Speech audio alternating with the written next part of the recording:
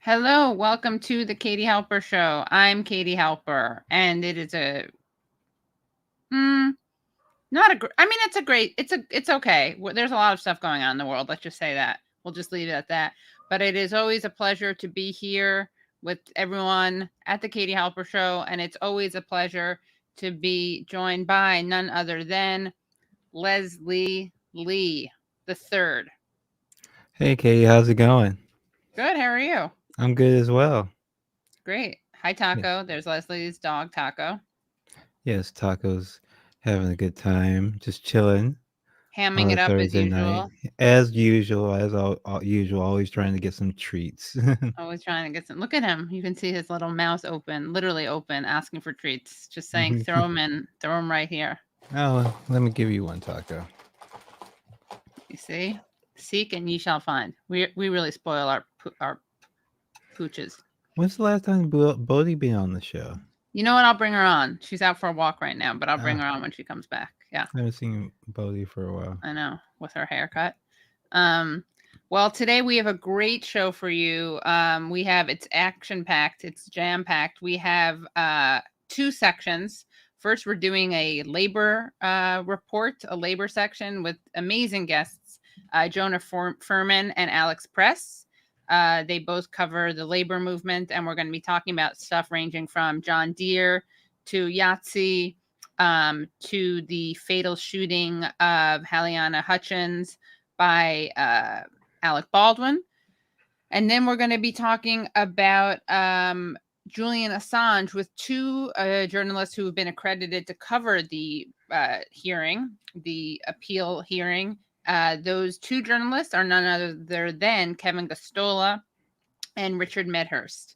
But first, let's just talk about some of the stuff that's happening over here with Joe Biden, who, by the way, I think I'm going to be Joe Biden for Halloween. And you know what I'm going to wear? What? I'm just going to wear like normal clothes with stuff written in it, like um, free college tuition, saving the planet, all this stuff scratched out. Oh, Yeah. all the stuff he's not doing. Yeah. Katie, All the stuff he's not doing. what's your favorite scary movie? What are my options? I never saw Halloween. I saw something in a cabin. What's that movie called? Cabin something? Scream. I like Scream. You like Scream? Have you seen Yeah. that few scary movies that Let's see. What you're have I just picking seen? the from the five you've What have seen? I seen? I haven't seen that many. I'm more of a thriller mystery person. Oh, what's your favorite? You What's your know, favorite well, I like scary thriller? Mandy. Does Mandy count as a scary movie? I It's think not. so. I think Yeah, Man, it counts as a horror it's movie. I so think so. disturbing. Yeah. Yes. Oh yeah, it's a horror movie. Yeah, not a thriller, right? In fact, we did a whole episode with you on that Ah, yes, we did back in the podcast episode. day. Yeah, Which it's you on. can hear on patreon.com Oh slash the yeah, K. Alper Show, a there you Mandy go. episode. We haven't done a Yeah, movie episode in forever. yeah, you're right. We got to Like a do that. year. Yeah, we got to do that. What can we do? You guys let us know. I want to see the Gucci movie. Oh, the Gucci movie. Okay. Oh, Yeah. Ridley Scott's doing that one. Yeah. Oh, is he? He's problematic. Didn't he beat someone up? No, Ridley Scott's not problematic. Who's the one who beat up his assistants? Scott Rudin. Oh my God! Thank you for clearing his name. You Ridley see, it Scott was the innocent. Scots. Ridley Ridley Scott, Scott innocent. innocent. He did Gladiator. Yes, he did Gladiator, Blade Runner, Alien on the He did horror Blade tip. Runner. Oh, so he's like a progressive. Wait, maybe not. I'm thinking of RoboCop. That's Verhoeven. Verhoeven, yes, dude. Okay. Yes. Aren't you impressed that I got that? Yeah. You know, I'm just looking. Okay, this is shameful. I have not seen The Shining. I have not seen Alien. I have not seen The Ring. I've not seen The Strangers. I'm just reading and Shay's comments. Guys, let us know what horror movies are on Amazon, and we will do a Oh, watch there's party. tons. We'll Okay, find we'll one. find Yeah. one. Yeah, Although and the biggest horror movie of all on Amazon is probably the Mayor Pete one documentary. documentary. Yeah. Yeah, well, the one where that's The Ring you're thinking of, Gene. Here's a recommendation. This is the scariest horror movie I've ever seen. If you want a really scary one, Vin Horizon, very good one. One of my top faves. Banshee Chapter. Banshee Chapter. Okay, Scariest Banshee horror, chapter. scariest horror movie I've ever seen. and quite political too. We actually were able to talk to the director of it, and he based it off of the MK Ultra experiments. It's very spooky. Wow. Oh, maybe yeah. I'll watch that. Yeah, Jacob's Ladder. Someone put in there. That's also political, right? Yes. It's about the Vietnam War. Yeah. Well, it's a terrible, it's a horror film out there right now. It's a hellscape. And in fact, let's just go to the videotape. We're going to show some trigger warning. We have a monster coming up. I'm not going to introduce who it is. Let's just show the monster. I'm talking to everybody, but I've been very clear. To expand social programs when you have trust funds that aren't solvent, they're going insolvent, I can't explain that. It doesn't make sense to me. I want to work with everyone as long as we can start paying for things. That's all. I can't put this burden on my grandchildren. I've got 10 grandchildren, and I just can't do it. No paid family medical leave for his grandchildren. It's a big deal. It provides new parents with paid time off to care for newborns. It helps families cope with illnesses without risking their financial security or losing their job. It helps businesses keep workers from leaving and keeping them productive. In the middle of a health crisis, in the middle of a worker shortage, many economists thought that passing paid leave was a simple morality and intelligence test for Congress. This morning, President Biden delaying his flight to the G20 summit in Rome. He's expected to meet with House Democrats, hoping to convince progressives to still back his bill, even without the cornerstone of the Democratic agenda, paid family leave.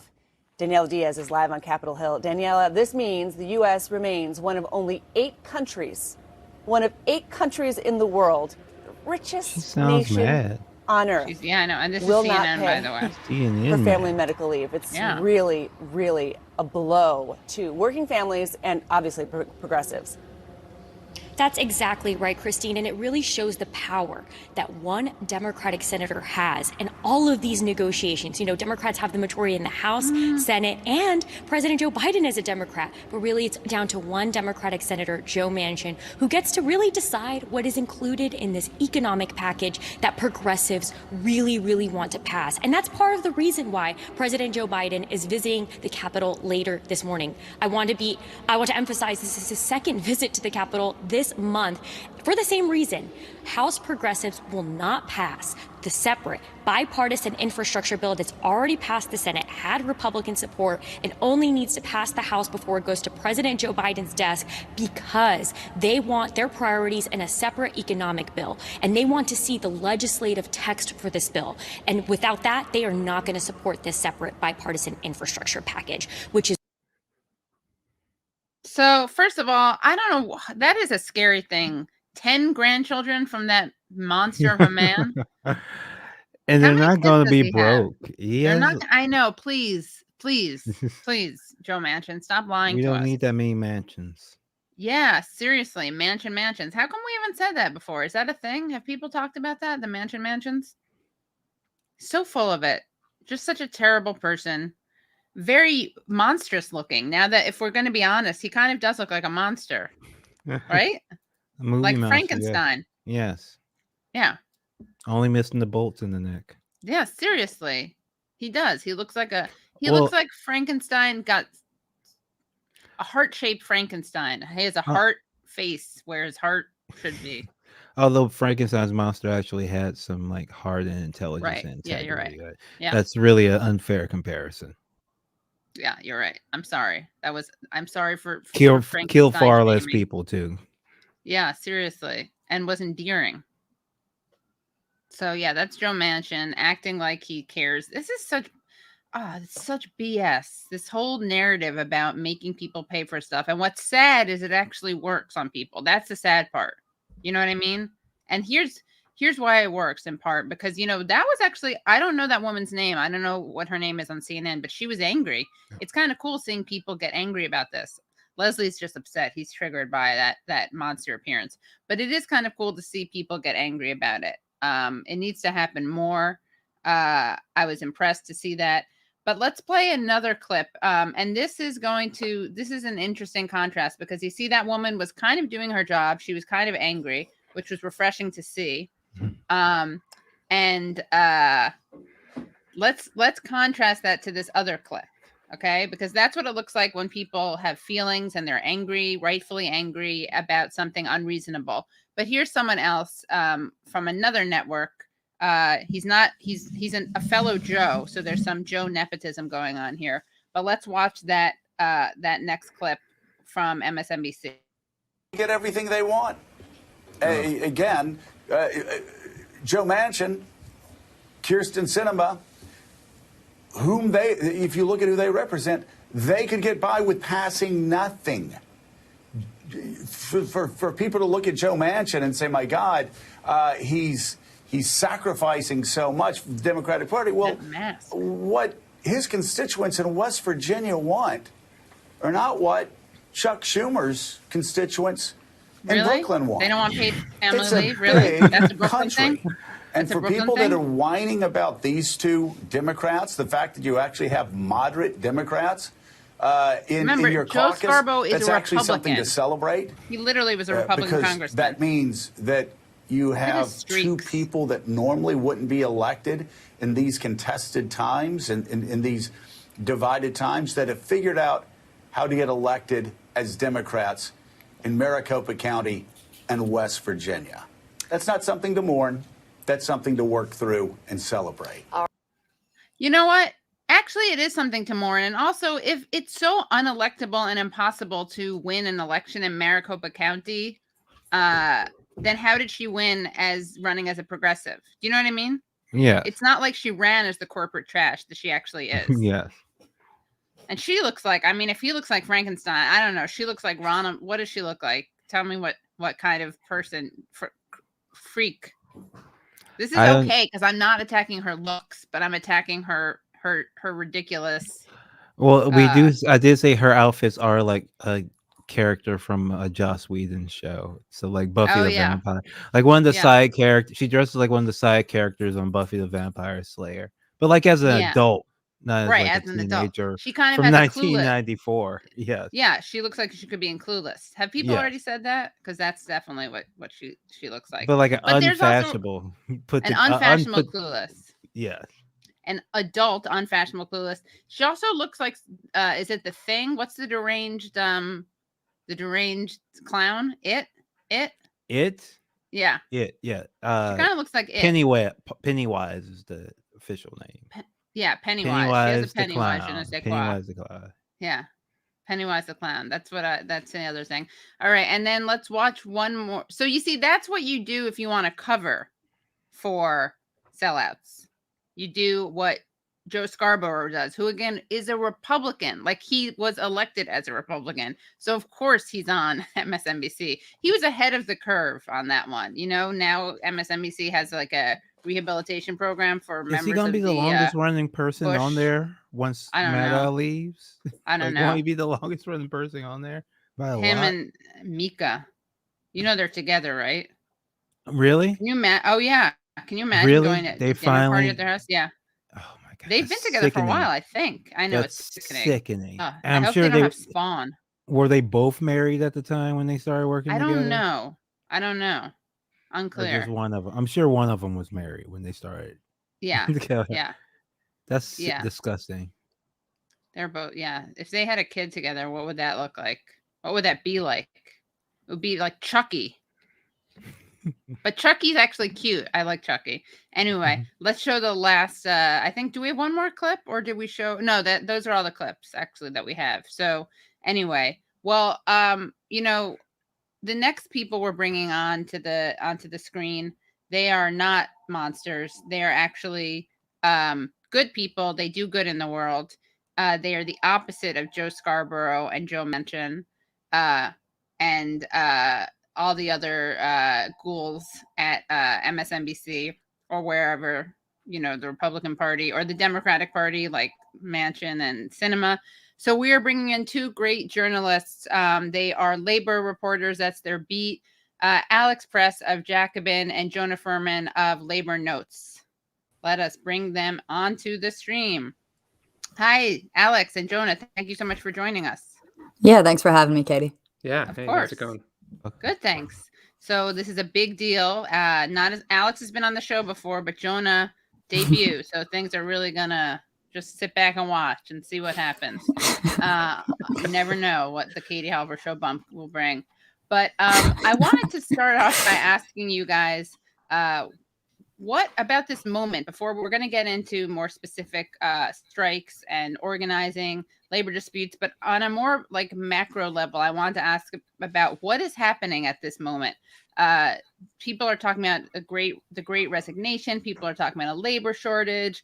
Some places are framing this as a great moment. The Washington Post says that it's a sign of, what did they say?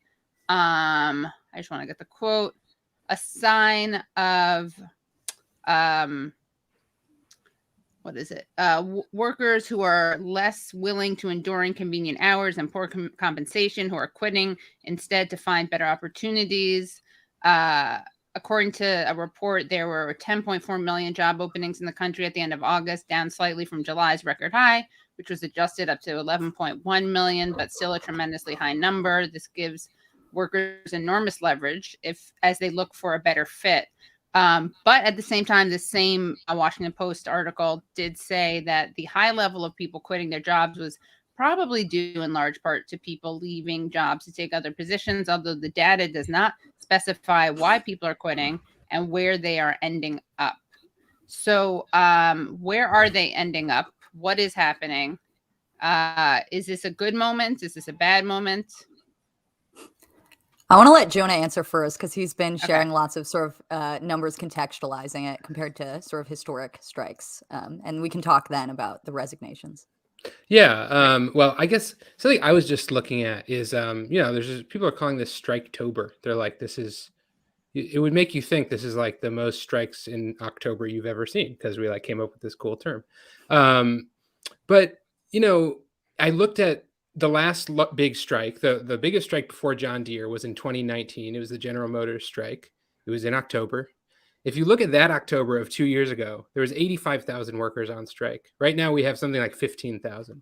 So it's not just a numbers thing. It's like a narrative thing too. People are feeling like there's a moment happening here. It's not just like how many workers went. I mean, it's a big deal if the IATSE 60,000 go out on strike. There's other big strikes that might happen that would change that equation, but it's not quite just counting up how many people are on strike and is it like the biggest strike wave? Clearly it's not, but there's definitely something in the water that's like, collective action and individual resignations that are happening now have a political character to them because they're connected to, a national crisis. They're connected to what's happening in Congress. They're connected to certain things that are happening in the labor movement that are sort of signaling a shift in strategy and mood. So we can go into any of those, but like one of the things I would say is this isn't the resignations thing is a really huge, seems to be sort of like a historic numbers thing. The union side of it, the collective action side of it isn't historic in its sort of volume, but it is historic in sort of capturing the imagination and tying up with national political narratives and social, people just talking to each other at their job have a sense that there's strike activity happening. So I feel like there's sort of like an X factor here that brings the moment together politically. Yeah. So specifically about those quitting numbers that you were talking about, Katie. So, the Department of Labor released some numbers, some data on August quits, right? And it was 2.9% of the U.S. workforce quit their job that month. So it's like 4.3 million people. And the sectors, the parts of the economy where they're quitting are, in the private sector, we're talking about retail, hospitality, and healthcare not far behind. So in that sense, there is a real obvious valence there. These are people who had to deal with the public, who had to deal with higher risk during the pandemic. And there's this sense that like, they sacrificed and they got nothing in return. Now, I mean, it's a mixed story, right? Because without a union and without sort of collective action at your workplace, you can ask for better conditions, but if your boss refuses, what do you have to do? You can either stay and accept that or you can quit, right? So workers are fed up, but they also are without collective help, right? In trying to get better working conditions. So people in those sectors are leaving and in fact are switching industries entirely. So they're trying to find different types of jobs. And they're seeing better raises by doing that than people who stay at their jobs. But that said, when I think about what that actually means, right? Where do you get a raise and where is retail that you might have quit? Maybe you quit Burger King and you got an Amazon warehouse job, right? That would be a big raise, right? Amazon pays way better than fast food. but that job still sucks, right? You're still on your own and now dealing with an Amazon warehouse job. And that's where hiring is happening, right? Amazon can't hire enough. So, to call it necessarily a success story in some sense, I think isn't accurate, but there is this political valence Jonah talked about, which is this sense that there was a national mobilization during the pandemic, that people were actually sort of told that they were sacrificing on the behalf of their country, basically on behalf of the public. And that's why it was okay for them to have to risk their health and that of their family and be forced into mandatory overtime. And then they're seeing that they're not being rewarded for that at all, right? So people are getting very fed up. And when you have a union, often that now in the private sector is starting to lead to things like strike authorization votes and in some cases strikes. But yeah, to Jonah's point, I mean, it's not a historic strike wave, but there is a sense that you're not really isolated if you're willing to take a stand. All right. And can you guys talk about what you're covering now? I mean, Jonah, you're covering John Deere workers, you're covering Kellogg. Alex, you are covering various organizing efforts as well. And also, we're definitely going to talk to you about the fatal shooting of Halyna Hutchins, who you wrote a great piece about at Jacobin. But Jonah, can you set up what you're covering? And also, there's a lot of tragic news. There's been a lot of attention paid, understandably, to the death of Hutchins at the hands of Alec Baldwin. Obviously, there's a lot of celebrity power in that story, and it's capturing a lot of headlines. But there's also been a lot of death and tragedy among John Deere workers. So could you set that up for us, please? Yeah, sure. So, I mean, I'll just say, more broadly what I cover at Labor Notes, we're a labor publication, but we're also an organizing project. And we basically cover the union movement from the inside, from the perspective of the membership. So a lot of the time that's talking about internal union politics that people aren't following. There's huge things happening in the United Auto Workers and the Teamsters as institutions that are historic moments in the labor movement that is really not getting coverage outside of it. My beat at Labor Notes, one of the big things I cover is the UAW, which is, of course, the union that represents 10,000 John Deere workers who are on strike right now. And yeah, like you said, it's been a wild story. Yesterday, there was really tragic news where picketer was, a striking worker was hit by a car and killed. He was a 15-year John Deere employee. And, talking to people who knew him well and were on the picket line with him, it was a really intense day for the John Deere strikers yesterday. And, talking about safety, especially in John Deere is a hard job. You're on a factory floor, you're dealing with heavy equipment, you're using your body. It's really intense. And safety is a big concern for a job like that. It's also, it puts on the table, how much does the employer care about our safety? This is what people were talking about yesterday and today with this picketer who was hit. And one of the things that was, interesting is now this morning, John Deere in Waterloo, Iowa, a big facility, not the same area where this guy was killed, but they said you can park on company property so you don't have to walk across a highway with no crosswalk, to get to the site.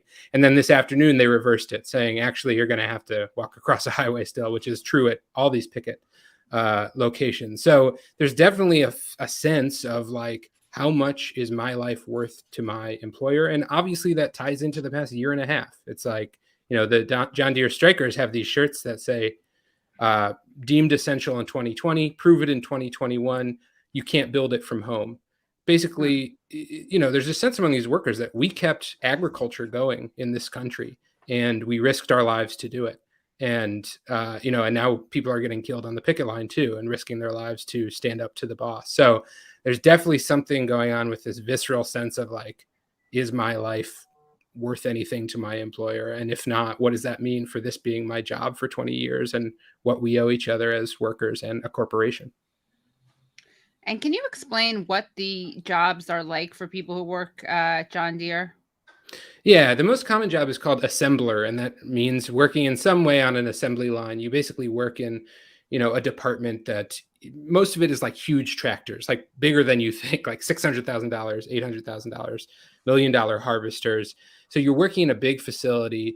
And then there's another group of workers that's, working the biggest warehouse for John Deere in the country. So you're on a huge factory floor. There's some skilled trades people who do, electricians and things like that. But for the most part, These are, blue collar workers making about $20 an hour, working heavy machinery and working with their bodies, building massive, industrial farming equipment, essentially. And Alex, what are you covering besides, I mean, there are a lot, but can you share some of the stories that you've been working on besides the really interesting Alec Baldwin one? And I hate calling it that one. I don't know what to call it. What should we be calling that story? I mean, it's very related to the broader story of both IATSE's contract agreement negotiations, as well as what Jonah was just talking about, right? There's this sense, I think it's illustrated in a great quote that a DSA member paraphrased an EMT who showed up to a DSA meeting during the pandemic. And she said that, when you realize your boss is willing to kill you, it changes your relationship to work. And while that might be like an inflammatory way to put it, I mean, that is in fact what we're talking about when we talk about these horrible tragedies like what happened on the set of Rust. In a sense, those are all but inevitable, right? I mean, workers in that industry have been talking about dying in car crashes on the way home after a 14 or a 16 or a 20-hour day at work, which is the norm in the industry. It's nuts. This is how film and TV always operate.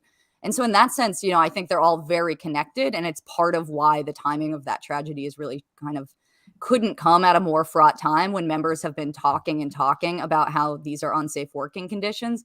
And they didn't mean guns specifically, but they meant a total disdain and disinterest in their own safety on the set and then on their way home after a long day. And so in that sense, I think they're all very related. And what the John Deere workers are talking about are what grocery cashiers are talking about, massive numbers of people getting COVID, right? There's all of this is sort of wrapped in again to this bigger moment of people having to reevaluate what they're willing to risk to get a paycheck. And that's how there's a sense that you aren't isolated, right? These might be very different situations. A John Deere picketer getting killed, that is very different than Alec Baldwin killing someone on the set of a movie. But there is a sort of sense that the economy and the bosses just factor in these sorts of dangers and risks to people's health as a matter of doing business. And after that being intensified during the pandemic, workers are sort of seeing it in a very different light, right? They're not accepting that should be a standard operating cost. I also will say that, what happened on the picket line with John Deere, is happening a lot across the country. There has really been this move towards people willing to attack picket lines with cars. This is part of Republicans passing laws that make it okay to attack protesters with your cars. I mean, always those laws are going to have ramifications for labor, because that's the people that are going to be on the front line in isolated, dark areas. And so in that sense, I think, at the Warrior Met picket, that strike that's been going on now for like 7 months, 1,100 coal miners, they've been attacked by cars, I think 7 times now, at least. It might even be more than that at this point. So this is like a pretty standard tactic of people thinking they have the right to break a picket line and having very little interest in caring about the health and safety of the workers who are, again, fighting for the broader community. I mean, you see that at Deere because so much of the community is tied to that employer. But that's true at every picket line, right? That actually the community needs to support these workers because they're on the front line for all of us. And so I think they should really be seen as like broader political attacks when that's sort of being normalized and tragedies like what happened with John Deere are happening. Right. One of the things that are there any stories that you want to share, by the way, Jonah, from the workers that you've been talking to, or the stories that you've been covering? Oh man, I mean, there's an endless flood of John Deere stuff to talk about. It's an amazing thing. One thing I'll say broadly is maybe everyone knows this, but one of the things that's so powerful about strikes is that it takes people who all they have in common is they work in the same place, and they put them into the first collective action they've ever had in their life. And it's a collective action that puts everything on the line for them directly against corporate America. It's like this transformative experience, and you don't see it immediately, but I'm talking to people who are super into Trump, Second Amendment stuff. I'm talking to, workers who are super into Bernie, talking to workers who hate politics, who I think would probably say in the abstract are not pro-union. There's all kinds of people in this mix. And part of what's so exciting about the idea of a strike wave in any sense is not just that if they strike and win, they can tip the economy, like John Deere getting a $5 an hour raise, those 10,000 workers, is not going to change everything. It'll help. in that industry and in those communities. But what's more exciting about it is the idea that, we could have enough collective action experiences that we can build that muscle. They say like solidarity is a verb. It's also a muscle. It's like, if you do this once, you become the kind of person who can do something like this. So I would just say, like, from the broadest level, the most amazing conversations I'm having are people who are like, oh my God, like corporate America will, like Alex said, like, we'll just, I'm expendable to them, and my boss is not my friend, and the union is what's going to help me survive. So that's been kind of the most amazing thing about talking to people who are literally, standing 4 to 8 a.m. in the pouring rain for the first time in their life, saying, I have to hold the line for all my brothers and sisters. Like, it's a beautiful thing. And can you actually talk more, either one of you, about the law in terms of running people over with your cars? I'll say, the John Deere picketer who was hit, all signs point to that having been an accident, but it is true that there's been all these threats made on the picket line. Iowa did pass a law like that. Like last year or something like that. And there's plenty of people who say, you're standing in the road, or I now have this right to do this, especially people who are crossing the picket line, scabbing on the strike and going in to deliver stuff or pick stuff up or do work in place of these workers. So I can't speak to it more broadly, but like, it's true also there's a strike in California, Northern California, where there's been 2 incidents of people being hit by cars. So it's not just like an Alabama thing or an Iowa thing or a red state thing. Like, there's clearly something where people feel like this is now just a tool in the toolbox of reactionary behavior. Yeah, I need to do a show on that. I honestly haven't. I barely have been following that part of it, and it's pretty scary. I have to do like some kind of deep dive into that. Alex, can you talk to us about what you found out when you looked into the Rust accident? And for people who, in case you're just joining or you don't know about this, Rust is the film that Alec Baldwin produced and was in, where there was a fatal shooting of Halyna Hutchins, who was a cinematographer. And, I guess I want to say that my sense of, my heart goes out to like every relative, every person who's dealing with loss. And this is, getting a lot of attention, understandably. And it is tragic. And now there's a son, a 10-year-old without his mother, and there's a man without a wife who's now widowed. And, all these people lost a friend and a colleague. And there's also things that are happening that are less dramatic, like every day, that are sometimes they're deadly. We see these stories of cab drivers in New York City and suicide. These are just kind of extreme, tragic examples of the corners that are being cut. And I was shocked when I read more. When I read your article, Alex, about the carelessness. I can't remember if this was in your piece or another piece, but that there had been a shooting with a hot gun, a loaded gun, just days before. Did you talk about that in your piece? I can't remember if that. I mean, you had a lot in your piece that was shocking to me, but yeah. Yeah, I haven't actually seen a ton of information about. There were misfires with the prop gun, which does actually happen fairly frequently on sets, but it was enough. There were several in one day, a few days before, to the point that, people on the set were sending texts and otherwise sort of communicating that it felt like a completely out of control, unsafe environment. I think the thing here is so that shooting happened on October 21st, and very quickly, all of these details came out about the fact that people had been raising the alarm on the safety conditions on this set, that there had been 6 union members who had walked off of the set just that morning, 6 hours before the shooting. They'd been raising concerns for days about not getting paid on time, about, again, this issue of being told they had to drive an hour after a long day to find a place to stay because the production wouldn't provide hotel rooms near the ranch where it was being shot outside of Santa Fe, New Mexico. Things like that, on and on. And the irony, of course, is that Alec Baldwin had actually had made a video in support of IATSE, saying producers don't give a fuck about your life, just days before this happened. And in fact, it was in the comments on Facebook that one of the people on the set had said, hey, by the way, did you know I'm literally on this guy's movie right now and we aren't getting paid and we're not getting enough sleep. My coworker slept in his car on Sunday instead of having to drive an hour home. So in it, all of which is to say was incredibly predictable, right? I mean, it's very unusual in the film world for 6 crew members to walk off rather than stay. I mean, this work is so sort of precarious as it is that people do not want to lose gigs once they have them. And meanwhile, these people are also stranded in the middle of nowhere in New Mexico. To feel that you have to walk off the set and leave your job in that environment does suggest that things were very bad. And actually, it did come out that the line producer, since I wrote that article, it's come out that the line producer on that movie had actually had an unfair labor practice charge filed against him with the NLRB on a previous set because he had fired workers for raising concerns around safety conditions and who had tried to unionize, go union on that set for reasons like being asked to hold an 80-pound object above an actress's head in a shoot with no safety cable. So, I spoke to someone who had worked with the guy in charge of safety on the set, assistant director. That's the person usually overseeing the safety conditions, despite that title, assistant. And that guy's nickname, according to this person on a previous production, was Safety Last.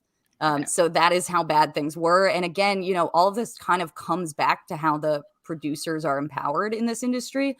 There's really no sense that they need to adhere to any kind of standards, right? They can hire the cheapest people. So the armorer on the set was 24 years old and had very little experience, but presumably, she came cheaper than more experienced armorers. And again, especially with low budget films like this, that is the priority and everything else is secondary. And so, Alec Baldwin's comment in his video that they don't give a fuck about you is very much proven in this situation. And again, it's a tragedy because there's a gun involved. So it led to a death immediately, which is horrible and, is being investigated. But again, everyone I spoke to in this industry said, this is very similar to dying in a car crash after a long day. This is about not being valued as workers who produce, skilled labor that deserve to be compensated fairly for it. Yeah, I just wanted to actually share the comments from the person who was working on the film. Tyler Mills. Lane Looper, I believe. Yeah. Can you guys see this? Is this showing up? Am I sharing it? Hold on one second. Here it is. Okay, so here are some comments. Let me just zoom in on this. This is, as you said, Alex, in response to Alec Baldwin. Whoops, sorry about this. Alec Baldwin's comments. This is someone's public Facebook, so I'm not blowing up anyone's spot. But Lane Looper wrote in response to Alec Baldwin statement in solidarity with IATSE, which stands for, can you remind me what IATSE stands for? Oh, International. Well, it's the theater Alliance of Theatrical Stage Employees. So it's the below the line workers, right? The people who aren't sort of big shot names, but do a lot of the manual labor or costume or hair, craft services, all of that stuff on sets. Okay. So Hutchins was not in that, right? But she was a member of Local 600. Even though she was a cinematographer? Cinematographers are union. Yep. Okay. So they're they do, their name is below. It's sort of negotiated on movie posters, but yeah, that's still considered below the line. Okay. So she was, okay. And there's actually a photo. Well, first let me cover this, then we can go back to the other thing. Cause she actually wrote something in solidarity with them. But, so Lane Looper responded to Alec Baldwin's video saying, I'm literally on the show in New Mexico with him, and the producers on that movie are treating the local crew like fucking dog shit, absolute dog shit. At the moment, I'm fighting to get my crew on this movie hotel rooms when we go long or too tired to drive the hour back from location to Albuquerque, because as Alex said, they were not putting them up close by to save costs. They were sending them from Santa Fe to Albuquerque. They either say no or offer a garbage roadside motel that's used as a homeless shelter. In fact, the line producer on the flick complained the motel she booked charges her $10 more per night than the homeless. They haven't even paid the crew a proper check. My B-second had to sleep in his fucking car on Sunday night because they won't give him a room, and he was too tired to drive the hour home. Nobody on any production should have to sleep in the cold in their car at base camp to not die driving home. already have called my BA and he's fully involved. The show keeps arguing they don't have to do anything because contract minimums don't force them to. In fact, in the low budget agreement, a hotel doesn't need to be provided until 14 hours worked. And this show's doing hour lunches. So it requires a 15-hour elapsed day before they will volunteer a hotel. So here's where my crew's at with this show, and the union's involved. 12.5 hour days worked with an hour lunch, 2 hours of driving a day, leaving exactly 8 hours of time not at work. Most folks on my show are getting 5 hours of sleep a night. So, yeah. Yeah. So, I mean, like a nightmare from start to finish, and also exactly what, I mean, I wrote about this situation because it was exactly what people have been talking about in IATSE for months as they negotiate this contract, that, you know, they voted to authorize a strike overwhelmingly, almost 99%. So that would have been 60,000 people. So these members have, and part of the urgency, what those members have been talking about is this exact thing, right? The hours worked that he mentions, having turnaround times that only require, you know, 8 hours from when you leave set to when you have to be back, or 9 hours, not including sometimes the commute. And so it's the exact same thing, right? And the fact that it even came up in those Facebook comments pointed to this insufficiency of the existing standards, right? Which is part of what the members who are still unhappy with the tentative agreement are talking about. They're saying, you know, we've already had these standards where we get 10 hours of turnaround, 10 hours from being on set to, you know, going home and coming back. And it's still dangerous that it's not enough time. It allows us to be worked as long as we possibly can. And then we have to commute. We don't get to see our family, so on and so forth. And so it's still the exact same conversation that's going on. And so I think part of when people are thinking about like who exactly is responsible for this tragedy, you know, at some level, it is the existing standards that empower producers to work people this much. You could have the most talented armorer or assistant director that you want. If people are getting 5 hours of sleep a night, a mistake is going to happen. It doesn't matter how good someone is at their job. Right. So it's inevitable. And that's why, as you put it, this was not a, a random accident. Yeah, I was quoting someone. Right. Yes. Yeah, I was quoting a worker, and every worker I spoke to basically said exactly that, you know, so many levels of safety had to be ignored in this specific incident, dealing with guns that had actual rounds in them, that weren't checked, that were just handed to an actor by the wrong person, so on and so forth. It was very clear that this was just a shoddy, kind of tragic, horrible workplace situation, and that's what happens in such environments. And here, I just want to show some of the photos from Hutchins' Instagram. Here she is on set.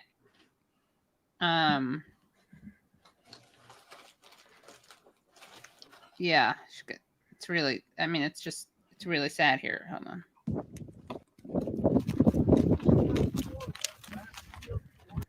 Yeah, I mean, one thing I just will say is that Local 600 is her local, and it's the same local that there was a very high profile death on set in 2014, I believe. Sarah Jones was her name. She was also a cinematographer. I believe she was 27 years old.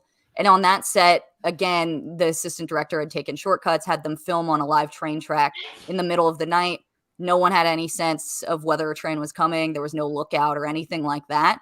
And that person died on set. And it was the exact same thing where everyone said, you know, we need better safety standards. We need more oversight. We need, you know, more, the unions need to have stronger agreements here so that these workers can push back without being afraid of being fired. And very little happened, right? I mean, Jones's dad spoke at a vigil over the weekend that was in remembrance of Hutchins. And he said, how has nothing changed? You know, it's the exact same situation in the exact same local. And this is, I think there have been 4 cinematographers killed in the past 10 years in the US. So this is a very dangerous job. And so these safety concerns members are voicing sometimes are very literal in the sense of, you know, getting hit by a train, getting shot on set. But there's also all these deaths that are not counted that happen on the way home or otherwise off set from being worked too hard. And in that sense, it is very similar to so many other types of jobs. I mean, workplace deaths happen all the time in this country. They don't often get this kind of attention because there's not a celebrity involved, but it is part and parcel of an economy that prioritizes speed and profit over what workers need to survive. Right. Well, I would also say, Alex, like just on that point, you know, there's 14 deaths on the job every day on average.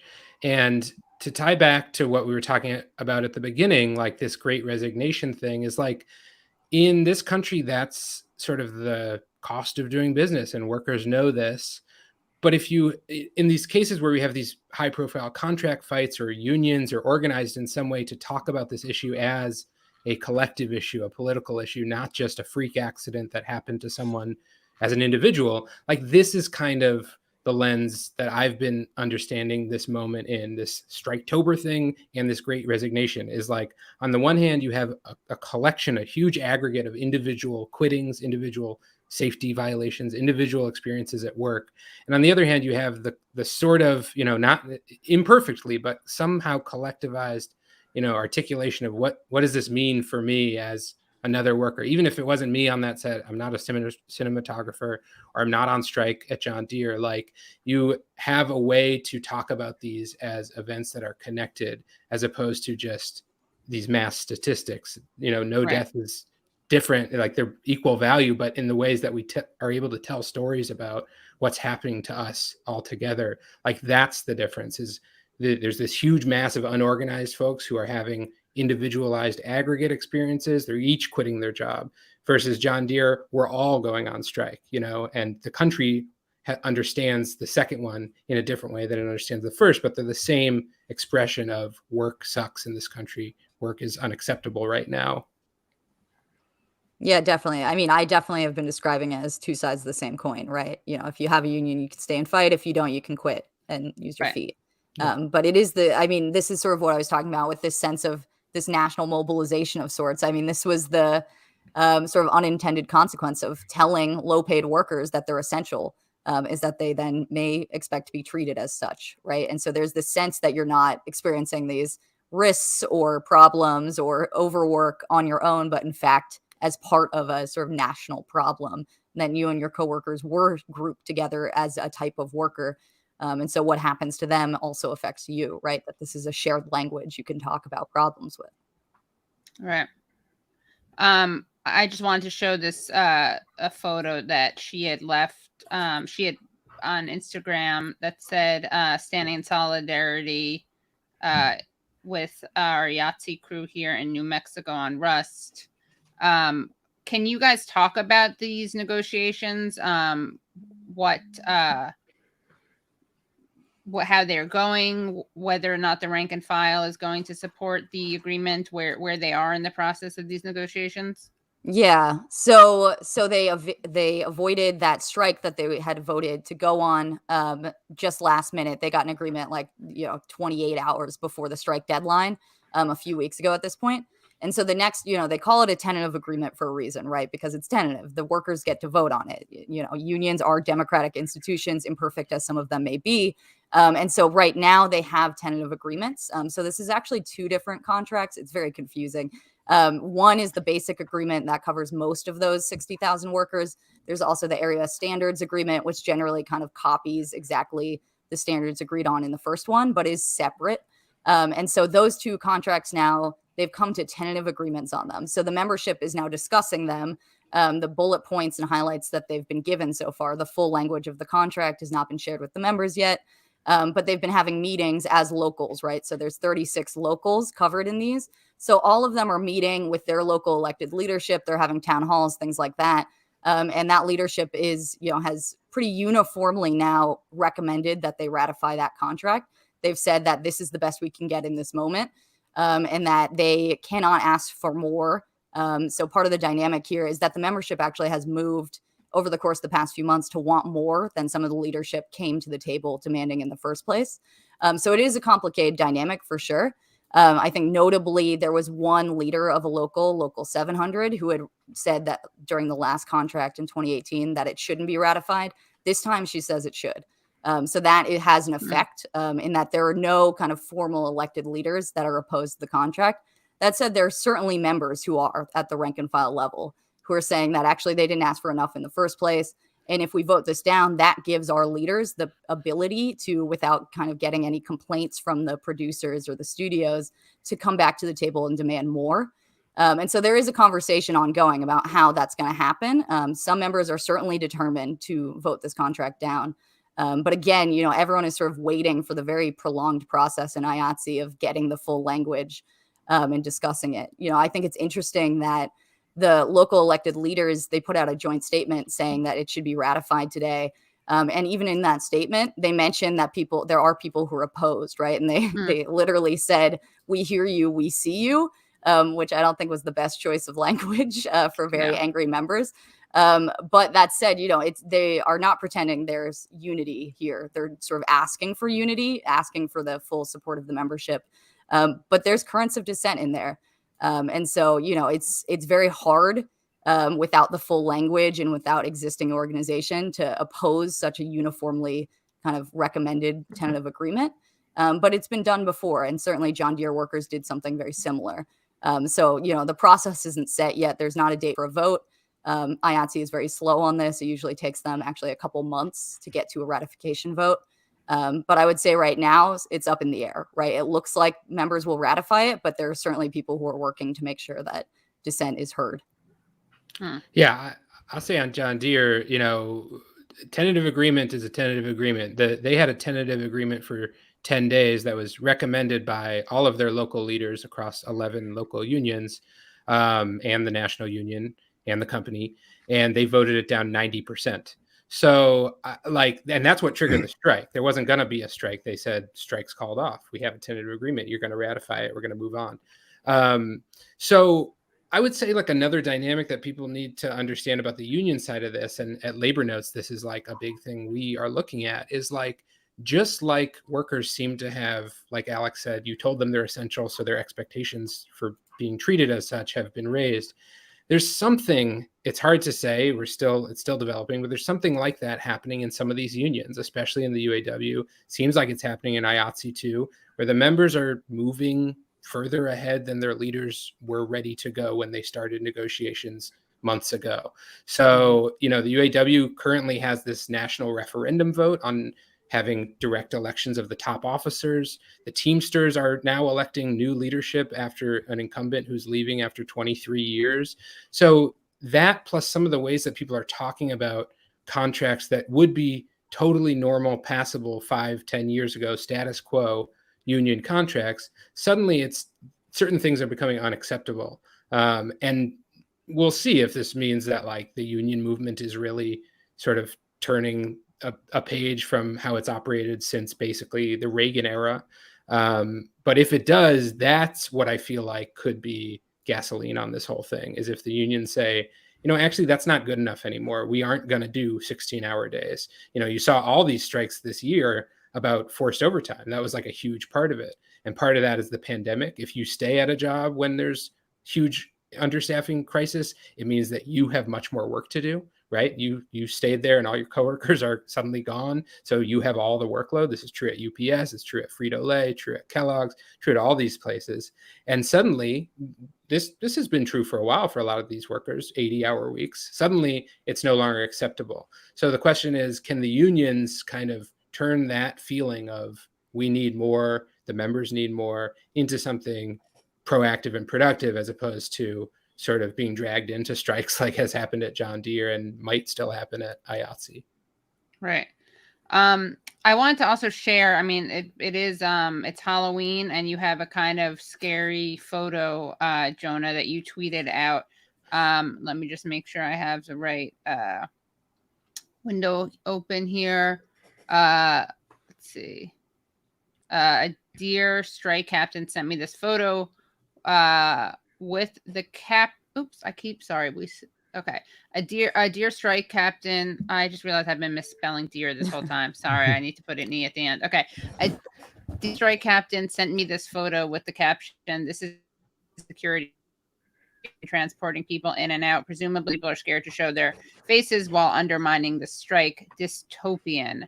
And here's the actual photo. Let me just zoom in on that. Can you guys see? Yeah. Masks. Oh, it looks like one of the vans from The Purge. Yeah. Yes. Yeah.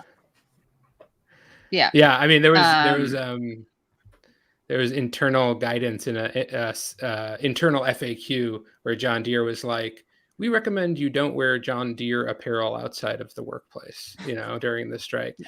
So like, yeah, it's quite dystopian. You have members on strike and people are scared to show their face because they're trying to bust the strike and they're embarrassed, as they should be. Yeah, that's a good thing. It's great. Yeah, I know. Right.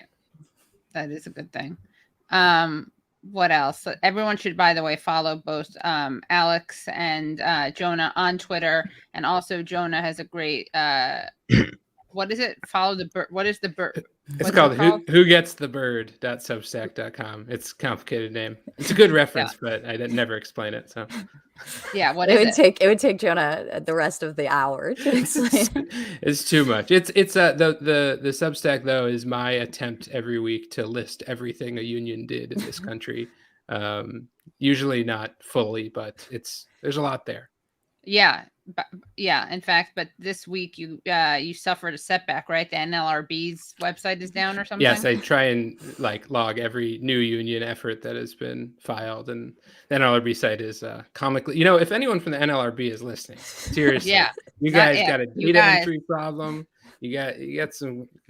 I can help you out. I'm happy to. Coincidence? Yeah, true.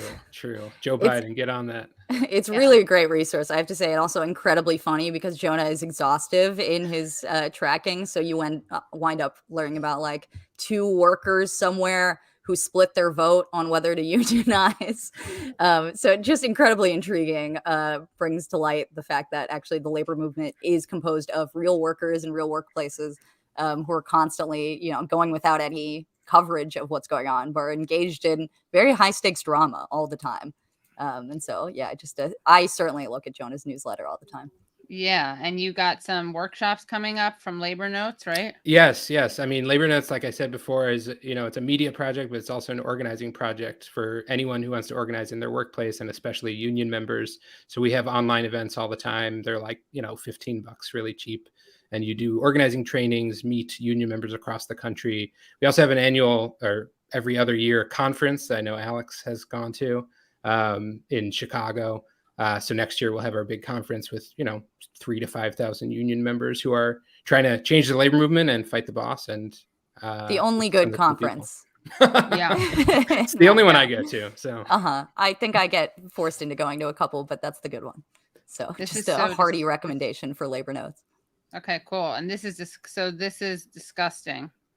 Yeah, this was Deere. Deere was 24 hours out from a picketer getting killed. We're cool with more picketers risking their lives to exercise their right to be on the picket line. I mean, we got to do something about that. Is there a petition? I know I sound naive, a petition or a phone call or something? There's a solidarity fund people can chip into, but I honestly think that the best thing people can do as just sort of public onlookers is this strike, if it goes long, could just kind of fade into the background, and workers know this. And what Deere fears is that it doesn't, in their internal messaging, they're the media coverage is really unfriendly to Deere, and they're we think we can outlast it, basically. Right. So, people have to equate John Deere with, the worst corporate actor. Yeah. I mean, the way they're behaving right now. So I feel just not forgetting about the story, telling it to people, if you know any farmers, talk to those people. They have a lot of leverage in this moment. So why don't we go to this part? People should crash this party. I think I think it's happening now, and we'll see if anyone crashes. Yeah, there's a secret executive party outside Kansas City, so that's salary workers leaked to the press. I'll just, to emphasize what Jonah was saying about people forgetting about strikes, Kellogg workers have now been on strike for weeks, and it's a significant number of workers spread across several states. All of Kellogg's cereal plants are on strike. And it's, it fades very quickly, right? There's headlines about a strike happening, and then the workers, are by themselves, especially if they're in more rural or isolated parts of the country. Some of these plants are in cities or at least within metro areas. Some are not. And so workers are out there, they're holding the line, and employers in this moment are cutting off healthcare. So those workers at Kellogg's now are without health insurance. The employer cut them off and did not communicate with them otherwise, right? I mean, I've been in touch with some of those strikers. They didn't hear until 2 days ago anything from the company. Meanwhile, some of them, someone I spoke with said his coworker was diagnosed with cancer just a few days ago and cannot get chemo if the strike continues, right? And so these are incredibly high stakes, and the more isolated those workers feel, the better it is for the company, right? Kellogg's really wants people to forget about this. And it's only when there is sort of a resurgence of interest or pressure on them that they're willing to do things like go back to the bargaining table, which they're now doing. So I just want to say, I certainly hope that strikes start proliferating. It's possible. We didn't talk much about Kaiser Permanente on the West Coast, but that is a looming multi-union strike that's on the horizon. And so while those things are all important, so too are the existence of already ongoing strikes. And if workers are losing those strikes, that is bad news. And that is going to be a lesson learned by the broader workforce in this country. So it's very important that not only, people support and talk about strikes when they start, but that they continue doing that. Right. Yeah, we'll do that. We'll try to shame people every week. That's a good segment idea. Yeah, we do. Leslie does. We do like to do that. Really quickly though, before you guys go, I was going to ask a question. Oh, Jonah, you recently made a video for More Perfect Union. Yeah. Is that what it's called? More Perfect Union? Yeah, More Perfect Union. Yep. About Joe Biden. Can you just summarize your thoughts on? Yeah, sure. I mean, you want to talk about the political role that people can play in this. I think we collectively, the left, whatever you think of yourself, progressives, can set a political norm for the Democratic Party, especially, but all politicians, that they should be on the side of workers in a strike. This is not a controversial position. When there's a conflict so bad, there's a work stoppage, the labor movement, we say, which side are you on? And these politicians either have legislative power or just a huge bully pulpit that they can speak out in favor of the workers. So, the video I did with More Perfect Union was basically saying you have these miners who've been on strike for 7 months. You have nurses in Massachusetts been on strike for 7 months. These are clearly conflicts that it is in the interest of the working class and of these workers in particular that the state say we're on the side of the workers. We're not on the side of the big healthcare corporation or the big mining corporation that's funded by hedge funds. But Joe Biden will not say anything. They asked him, last week, a couple weeks ago, what do you think of the John Deere strike? And he just said they have a right to strike, which is totally inadequate. We know they have a right to strike. No one thinks they're breaking the law by striking. Thanks, Joe. It was interesting because he was at the top of his law school class, so no wonder he grasps that so thoroughly. Knows the rights. Yeah. That 85-year-old law. But it was interesting this week because we saw Marty Walsh go to a picket line, which is, some people said, is the first time a labor secretary has gone to an active picket line. We did see the agriculture secretary, who used to be the governor of Iowa, go to the John Deere strike picket line. I think it needs to become common sense in our politics that when there is a labor dispute, politicians have a role to play, the state has a role to play on the side of the workers, whether that's just about verbal support or if it's about, we're not going to do business with you while you're in a work stoppage with your worker. John Deere makes hundreds of millions of dollars on state and local contracts. We can't accept that while there's a strike happening until you meet the workers' demand. So I don't think that the left or whoever, sort of the common sense of progressives in this country has thought deeply enough about this. I think we can point to all these strikes, all these activities, all these negotiations, and say politicians, not just running for office, but in office, including the president, need to be vocal about this. It's in the public interest that these workers win their demands. Yeah. Any final words from either of you guys? Anything you want to make sure you highlight or that people know about? Nope. Support striking workers. Oh, you know what I would say? The last thing I would say is what I actually think is the most important thing people can do, and this might sound counterintuitive, is to organize your own workplace wherever you work. The thing that's going to help John Deere workers and IATSE workers and union members in this country is not having a target on their back because they're the last hope of the organized working class. You need to organize your stuff. It'll raise standards for everyone. It'll protect you and people in your community. So if you really want to think about sort of long haul, what does it mean to support this cause? It really does start at your workplace, in your community. Like, this is something you need to take seriously for yourself if you want to, be someone who's doing politics. Yeah, I mean, that is like the frustrating answer. People often want to donate or boycott a consumer good or something like that. And that is, the success of the business class, that they've convinced you that that's the extent of what political participation is in this country. I do think often people, at least the discourse in much of this country today, is like, are white collar workers and blah, blah, blah, as if one union takes away from another. In fact, they all build upon each other. So just to emphasize that, and Labor Notes provides good resources on the actual very complicated and oft kind of black box task of what does it mean to say I'm going to organize with my coworkers? How does that start? Does it start with me calling a union, or does it start with us meeting at a pizza place and having a conversation? So I would just, again, emphasize people look at some of the resources Labor Notes provides, and otherwise actually get a sense of what does your community and your workplace look like. The first answer is the pizza place. I was going to say, I want pizza. Yeah, I definitely Pop want quiz, pizza. Katie. What's the answer? Yeah. I think that's the trick to the labor movement. Maybe more pizza. Seriously. I don't think so. I think the labor movement is drowning in pizza. Is it? All right. Well, maybe more good pizza. That's true. Yeah. Maybe ice cream. Has anyone considered ice cream? We could work with that. Yeah. Yeah, those two things are how you get me to a meeting. Yeah. And karaoke, but that's a little hard in COVID and harder to coordinate. All right. Well, thank you guys so much. Everyone check them out on and who's the pic? Who are you? Who's that picture of you on your Substack? I mean, not it's also complicated. That's Tony Mazzocchi. He is the reason there is an occupational safety and health administration in this country. He's a hero. Mr. OSHA? Mr. OSHA. Mr. Oil and Chemical Atomic Workers Union leader who tried to found a labor party in the 90s and is awesome. Oh, great. All right. Wow. You almost fooled me. I thought it was a very aging photo of you.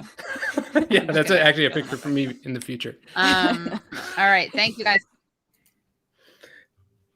In the future, yeah. Now I have to put that photo up. But yeah, thank you guys so much. Thanks for coming on. Yeah, thanks for having us, Katie. Have a good night. Yeah, of course. Thank you. Bye, guys. Okay, that was great. That was great. Right? Wasn't that great? Oh, awesome interview. Awesome interview, right? Very important and stuff.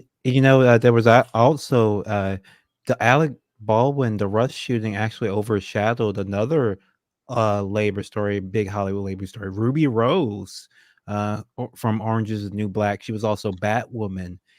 She had posted the real reason. Russian woman, the one who played the Russian actor, the Russian character. I don't remember. I never watched Orange Is the New Black, but Ruby Rose, sorry, not a woman. They posted they played Batwoman. They posted about why they actually left Batwoman, and the reason was due to labor violation. What they felt were labor violations, too long hours, injuries. She broke her neck and had to work be on set 10 days later. There was a woman who was paralyzed on the set, and this is this is like a TV show that's still on. Batwoman, it's still on, still promoted by Warner Brothers, and the former star is coming out and saying all these horrible things happen on the set. And of course Warner Brothers put out a press release attacking them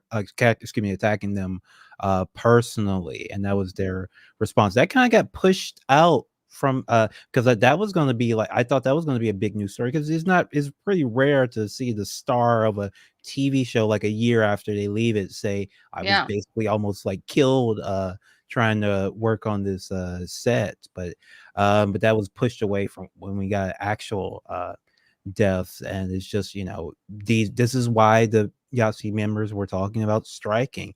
The lack of COVID preparation, the long hours, the fact that since they're cutting budgets, that means they're cutting corners, cutting safety. There's so many things happening. Wow. Well, yeah, and they're not from. I was thinking that they played the Russian character. No, this is a person who's much younger. How old? Let's see. A young person, 35 years old. So not the woman I was thinking of. but great name, Ruby Rose. Pretty cool name. Well, we are about to bring in our next guest. I just need a glass of water. We're going to play a short part of some stand-up from yours truly that I did the other day at the Stand-Up for Assange show. I'm going to get a glass of water. Then we're going to bring on the inimitable Kevin Gosztola and Richard Medhurst, who are going to talk to us about Julian Assange. They've been covering that hearing. Thank you, Sparky. Thank you, everyone who's been watching. Thank you, everyone who's done a super chat. We are going to we've only just begun, guys. We just had the first half of our show, and boy, is it going to be great. She was they were an Australian model also, I guess, Ruby Rose. So yeah, so I'm going to be back. We're going to take a 1 or 2 minute break. You guys get to watch some of this. Sound good? We can go full screen with it. So Leslie and I both get a break. And the president, the great Katie Halper.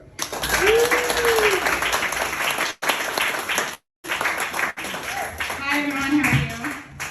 Good? Okay, I'm going to assume, yeah, you're good. How's everyone doing? Hey, thanks for sitting through hour 7 of this marathon. So let's see, Joe, if you're watching, Joe Biden. I'm going to go straight to you because I know you're into this scene and you're probably watching our live stream. But I really feel like you should empathize with Julian Assange because he's been locked up for a long time and you totally know what that's like from your experience in South Africa. You were locked up visiting Nelson Mandela, right? Also, like, Assange hasn't gotten a lot of sunlight. He's been like underground, indoors, not a lot of time to play outside. You, of course, know that from toiling in the mines. And also, you know, Assange has like stood up to power. He's looked the state power or corporate power in the face. He's refused to back down. He's spoken truth to power. He's leaked against power. And you, Joe, of course, stared Corn Pop in the face, refused to back down.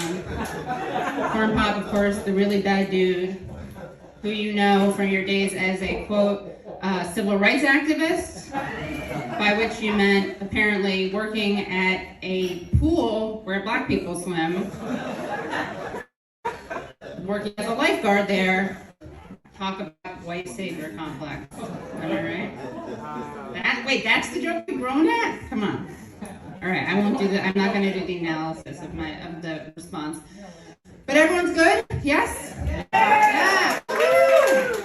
So what I want to do tonight, among other things, and among obviously making the case for freeing Assange, which we all should do, is, you know, one of the things that was revealed from WikiLeaks is that country called Israel is kind of bad, right? And I, as a Jew, am really tired of AIPAC pretending to represent all of us. So I want to show you the other face of Jewry. Now, Dr. Cornell West knows very much about this prophetic tradition of Tikkun Olam and liberation theology, so this is for everyone else, in case you don't know. So just a little bit about myself. I'm the product of a mixed marriage. My mom is Bronxian. My dad is Queensian, and they were both part of the great Jewish migration from the outer boroughs into Manhattan's Upper West Side. They were looking for a better life as close to Zabar's as possible, and they found it. But we're not religious Jews, right? So, like, we didn't celebrate any Jewish holidays except for Passover, and that's because Passover is a holiday of liberation, resistance, or as my uncle used to call it, dialectical materialism at its finest. But I actually didn't know that Passover was a Jewish holiday. I thought it was like a black holiday, like Kwanzaa, but older, because my family would like talk a little bit about Jews in Egypt, but would focus mostly on slavery and then the civil rights movement, and then of course the Israeli-Palestinian conflict or the occupation. But I don't know if you know this about Lee, but Lee comes from very different stock. Like, I was born into a lefty family. Lee had to convert. He has some interesting, he'll talk about it later. I just outed him, but he has some interesting ancestors. I can't claim any credit for my politics. Parents, totally out of a Woody Allen movie, which is a problematic reference. I know. We'll get to that in a second. All right. Guys, we are back. How was that? Everyone enjoy that? I hope so. Because we have more in store for you. Everyone stretch. I hope everyone stretched out. Yeah. It's we're gonna get back to the show. Very excited to have two people joining us. Press TV's Richard Medhurst, as well as Shadowproof and Unauthorized Disclosures, Kevin Gosztola. Welcome to the show. Hi, thank you so much for joining us, guys. Hello. Hi, how are you? I loved the comedy bit we were just listening to about Corn Pop. That was wonderful. Oh, thank you. Thank you very much. That was from an event that we did at Stand Up for Assange that Randy Credico and Lee Camp put together, and that was great. Brilliant. Thank you. Thank you guys for joining. You must be exhausted. Tell us what you spent your days covering. And by the way, welcome if you're just tuning in, because I know that Richard and Kevin are going to bring in a lot of new people. So if you're just tuning in, thank you so much for watching the Katie Halper Show. Please like, please subscribe, rate, love, share. If you want to become Patreon members, you can do that. This week, actually, if you're a Patreon member, you get a Rose McGowan interview, unreleased footage, unreleased chat, and also soon you're going to get a Gabor Mate interview. So those are two reasons in which Gabor talks about the Israeli-Palestinian conflict and how being raised taken in by Christians as a Jew during the Holocaust, where he was born in Budapest, Hungary, how that has made him sympathetic to the cause of Palestine, which is really fascinating.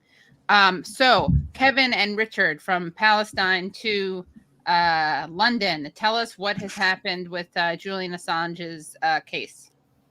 Where are we now? Kevin, you want to go first? No, go ahead, Richard. I mean, we just had 2 days of, the appeal hearing. Basically, it's at the appeal stage now, because in January, the district court judge Barretza said Assange is not going to be extradited because of health reasons, right? Which I mean, it sounds great on the surface.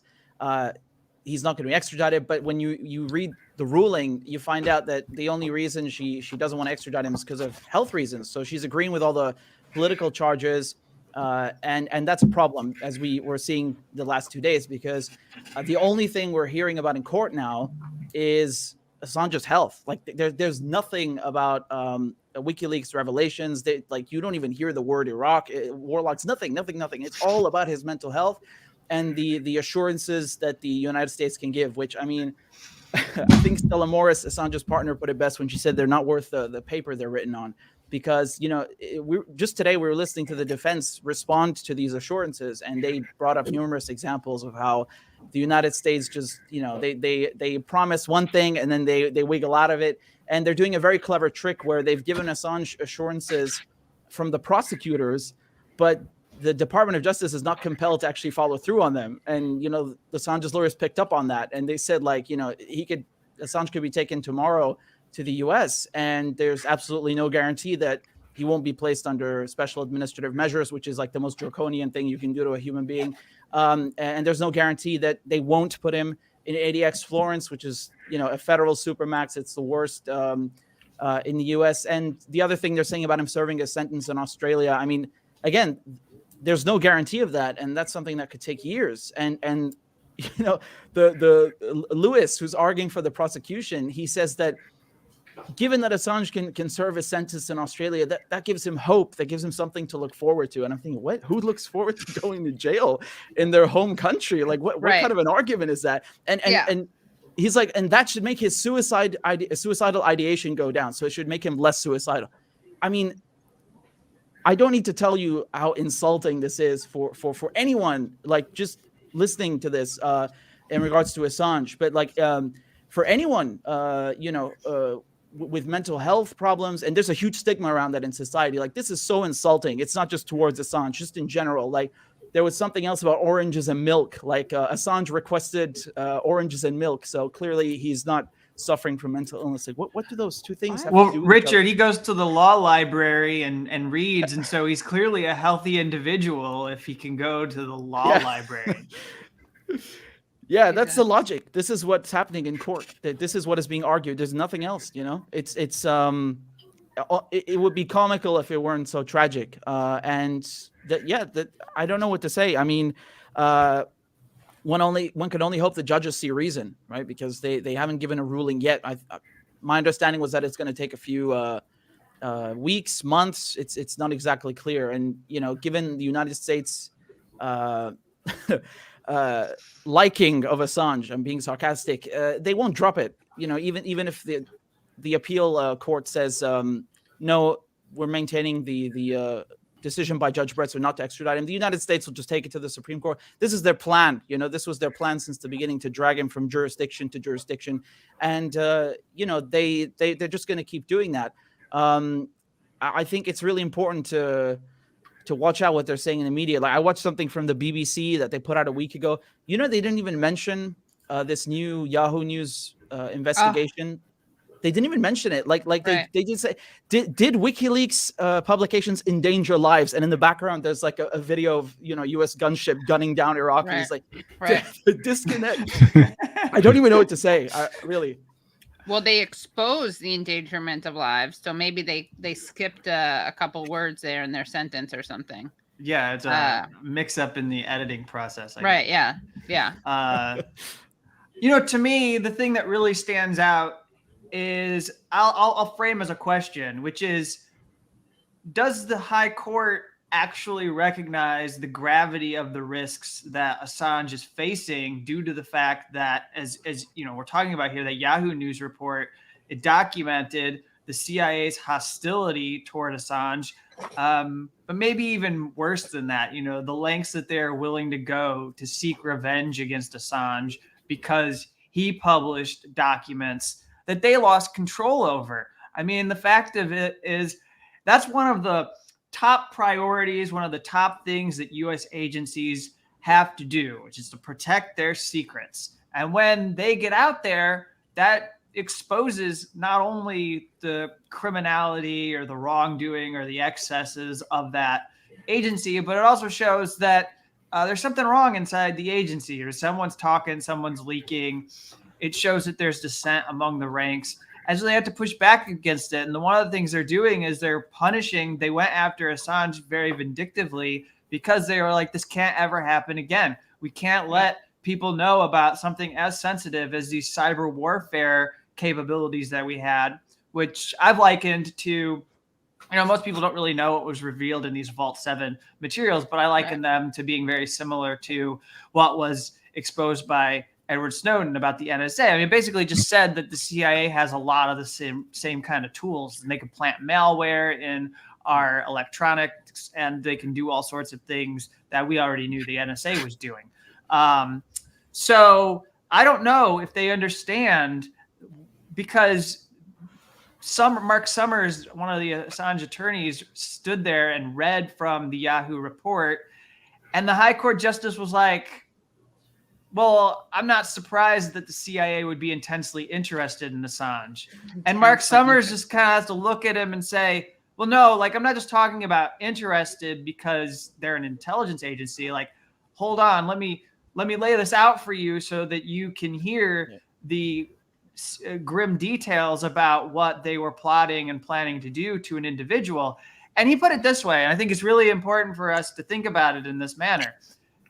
He believes that this is the first time that the U.S. government has sought jurisdiction over an individual and requested that that the UK court hand over somebody who an agency in the government plotted to kill or poison. That is, that this extradition is seeking to extradite somebody who has already been target of a malicious campaign, the likes of which we saw.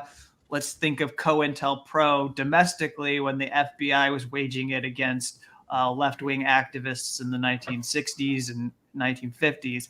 And that's the sort of thing we're talking about in going after WikiLeaks. What was authorized in this operation by CIA Director Mike Pompeo at the highest levels was that they could disrupt by pitting people against each other, planting false information, that they could intrude upon people's devices, that they could steal people's electronic devices.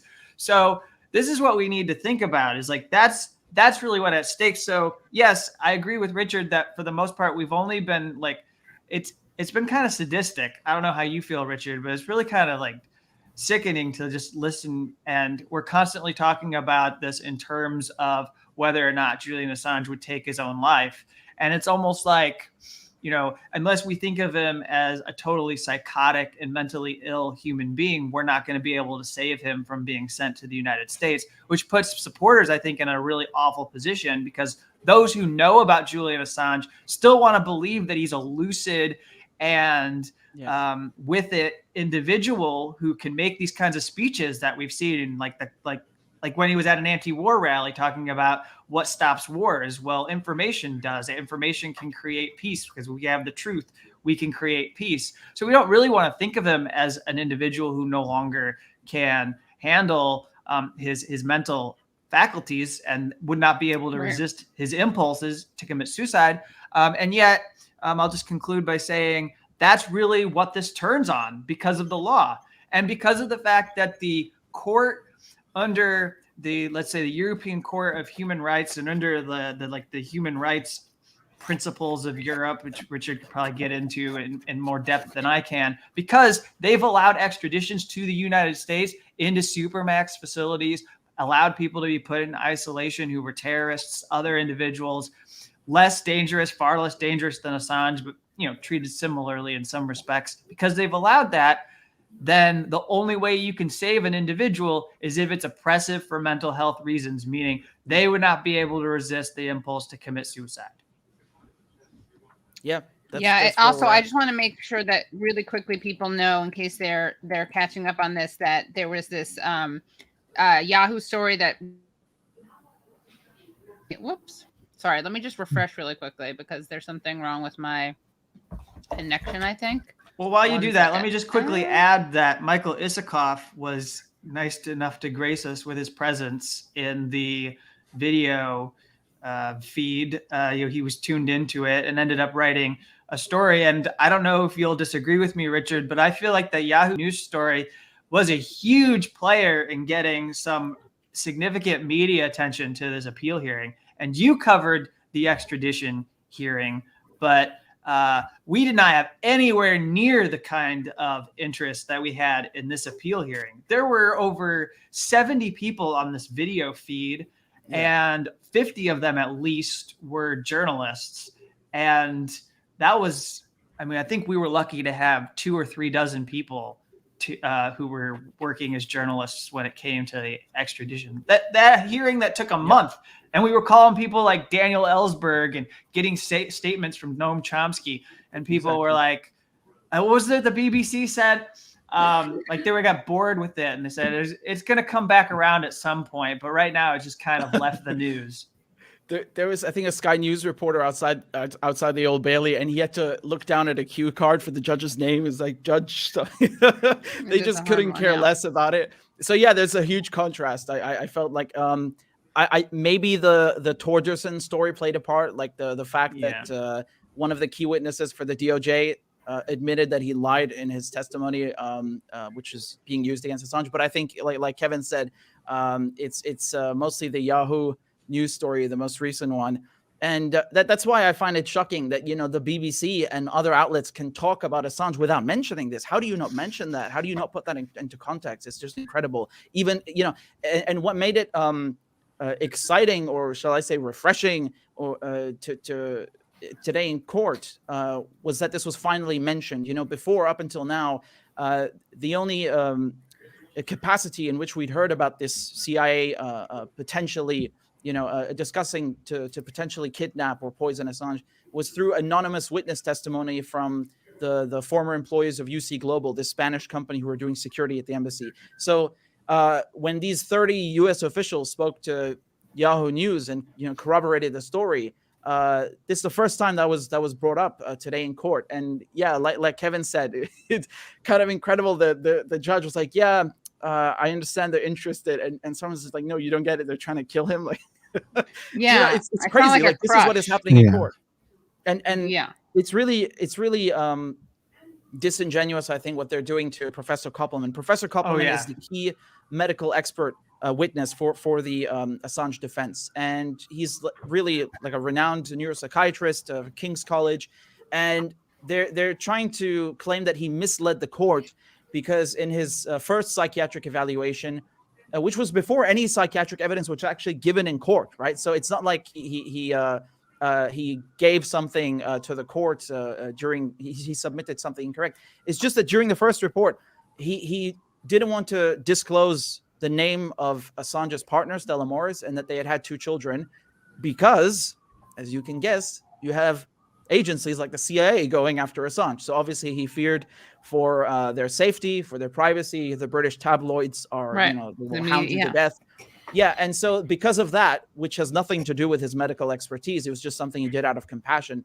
They're going after him now, the lawyers for the United States, and saying that he's misled the court, and his medical evidence should be given less weight. And it's really bad. They're attacking both the medical evidence and his integrity as an expert witness, and it would be. I cannot describe how catastrophic it would be for this case to collapse over what is really a technicality that has nothing to do with the medical evidence. Is the argument? Sorry, I cut you off. Yeah.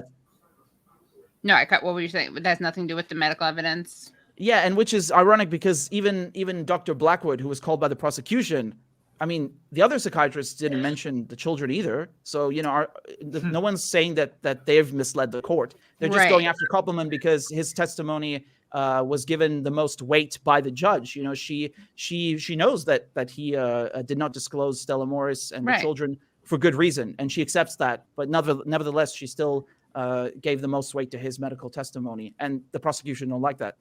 Is the argument that that because he has kids and a partner, he'd be less likely to kill himself? Is that the argument of why it's relevant? That's another thing. Yeah, that's another thing. But they're saying in this case that he misled the court, which is quite a heavy accusation, which would render his entire testimony, his entire medical expertise, on which the extradition was blocked.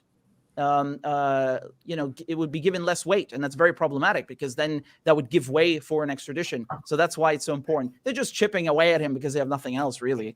If we're being honest.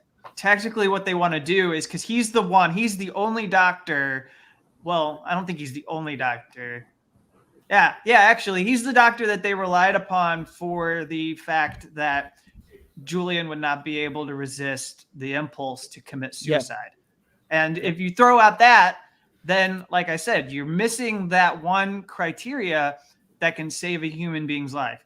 So otherwise, if it's a voluntary act, if you decide intellectually, but you can control it, if you decide that you're going to take your own life because you want to get out of an inhumane situation, then it's not. I mean, this is so fucked up, but like it's not barbaric. Like it's not barbaric under the way that cases have been ruled upon in the past. So like you seriously can have people in a supermax prison who are eating glass, which is something that has happened, in order to get out of their cell because they can go to a medical unit and get attention. They digest shards of glass. They can do that. And that's not enough for the UK court to go, oh, I don't think we should send somebody there. I mean, not to mention, there's so much to talk about. So if people are, I think you guys explained this, right? That the CIA, we know now, discussed killing and or kidnapping Assange. The star witness is admitted to lying, has been diagnosed as a sociopath, and has been convicted of, is a convicted sex offender. Mm-hmm. One of the young men who was a victim of his actions killed himself. An alleged, who accused him, right? I don't remember if they found him guilty of that, or no, they did, right? They did find him guilty of it, and it was during the. Did they drop the charges? There's something super sordid about it. Kevin, you can fill us in on that, but that's almost like. I mean, there's layer after layer of reasons that any remotely honest, fair justice system would be running away from. Not only would they not be pursuing Assange, but they'd be running away from this. They'd be like humiliated and embarrassed. They'd want to have nothing to do with this case because it is an embarrassment for the British justice system, for the U.S. justice system. Again, the U.S. made a deal, right? It was the United States government that made the deal with Orderson. That he lied basically in order to get out of punishment. That the CIA stuff, again, in any non-Kafkaesque society, this would be dropped. And again, the irony is that Biden ran on not being Trump. Biden ran on being Obama's vice president, and yet he's going after Assange in a way that Obama didn't, and in a way that Trump did, which is why all the resistance blibs, all the wino moms, you should be up in arms about this. This should be very upsetting for you if you don't like Cheeto Mussolini. Yeah. 90-year-old Daniel Ellsberg and National Treasure, Pentagon Papers whistleblower is looking at all of this in complete disbelief because under Richard Nixon, who broke into his psychiatrist's office to try and find information that they could use to blackmail him at his trial, that resulted in him getting off and not being not actually going through the prosecution, actually surviving the prosecution. And so now none of that really seems to matter. And it's, it is incredible. Also espionage charges, right? Yeah, those were Espionage Act charges. He was like the first case. And so I'd add to the list of corruption as we're making our list here, which is actually a good exercise to do since we've all been considering and following this closely. The FBI seized confidential materials from Julian Assange that he had in the embassy. They were passed on by the Ecuador authorities to them. It was a confidential, they were like a WikiLeaks archive, like materials that he was keeping. He had a library. He had notes there. There were things. I think he even had really personal notes from Michael Ratner, who was one of his mentors and attorneys, a human rights attorney. So he had these records. They're now in the custody and hands of the U.S. government, and they weren't available to him when he was putting together his defense. And they could have been useful in recreating the chronology of events in order to rebut some of the allegations against him when it comes to this case. And so that's them. They stole his library. They took it. It's the intelligence agencies have it. If I'm not mistaken, this was handed over, like just to really lay this out clearly, the Ecuadorian embassy handed over Assange's possessions to the Americans before the United States even filed or unsealed an indictment against him, which... Or it was simultaneously, maybe. I think it's simultaneous. Like it's all in this day, right? Like they're taking stuff out of the embassy. They're unsealing this. They're dragging him to the Belmarsh prison. I mean, this just proves everything that Assange had feared, that if he were to be extradited or taken out of the embassy, he's going to be extradited to the U.S., right? That they're going to send him there. And I mean, for anyone to look at this and say that they don't have it in for him, come on, like no matter what you think of Assange or the United States, this is an objective truth. They have it in for him. They're out to get him. And this has been going on for a decade now. This is a political persecution, nothing else. And I think it's extremely true what Katie said, like any other government would be running away from this. It's such an embarrassing case, and I just think it is true what Kevin said. We should maybe list all of these things, but we will be here all night probably. Yeah, exactly. I don't know if you can make that commitment. Yeah. Jorg in so the many chat. things wrong with it.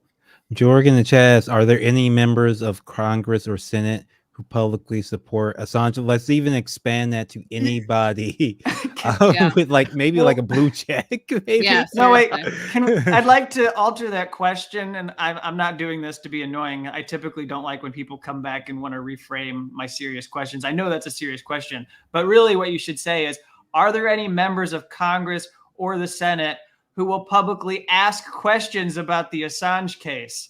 Because nobody in Congress will even do their oversight duty of asking. Nobody will even go. Well, Tulsi Gabbard did, right? Didn't she do something today? She has in the past, and I think she did today, didn't she? Wasn't she trending today on Twitter? Well, she's no longer in Congress anymore. Right. Okay, there's that. Yeah, you're right. So yeah. No, I she mean, did do it while she was in Merrick Congress, Garland was before a Senate committee, 2 Senate committees this week. I know. Nobody asked him a question. And then I know it has nothing to do with what we're talking about at this moment, but nobody's asking him about Stephen Donziger. And it does have something to do with it, though, in a way. Well, yeah, because it's the way that the Justice Department is completely missing in action. They could be doing something. I wish they were missing in action, but they're actually. Well, their inaction is action. Well, right. In the case of Donziger, it's inaction. In the case of Assange, it's action, right? Because they're actually going after Assange. In the case of Donziger, what we want is for them to take the case back out of the hands of this corporate prosecution.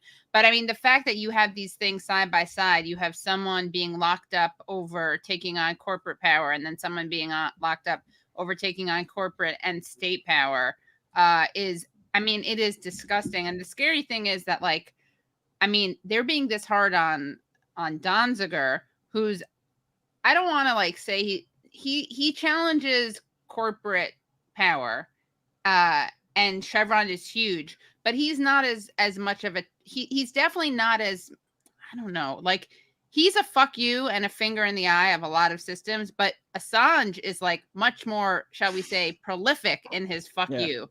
And the fact that they are sending this guy to prison for 6 months, and that he's a Harvard law grad and, you know, has been defended by Amnesty, the UN, he, you know, not, some of these places have defended Assange, but not with the, I mean, it's just such a, it's so disappointing. It's like, I know how bad the world we live in is, but sometimes it just gets like, it's the next level of media blackout. And I know I shouldn't be surprised by it, and I know I sound naive, but like, how could they not talk about this so much? Like, how could their silence be so deafening?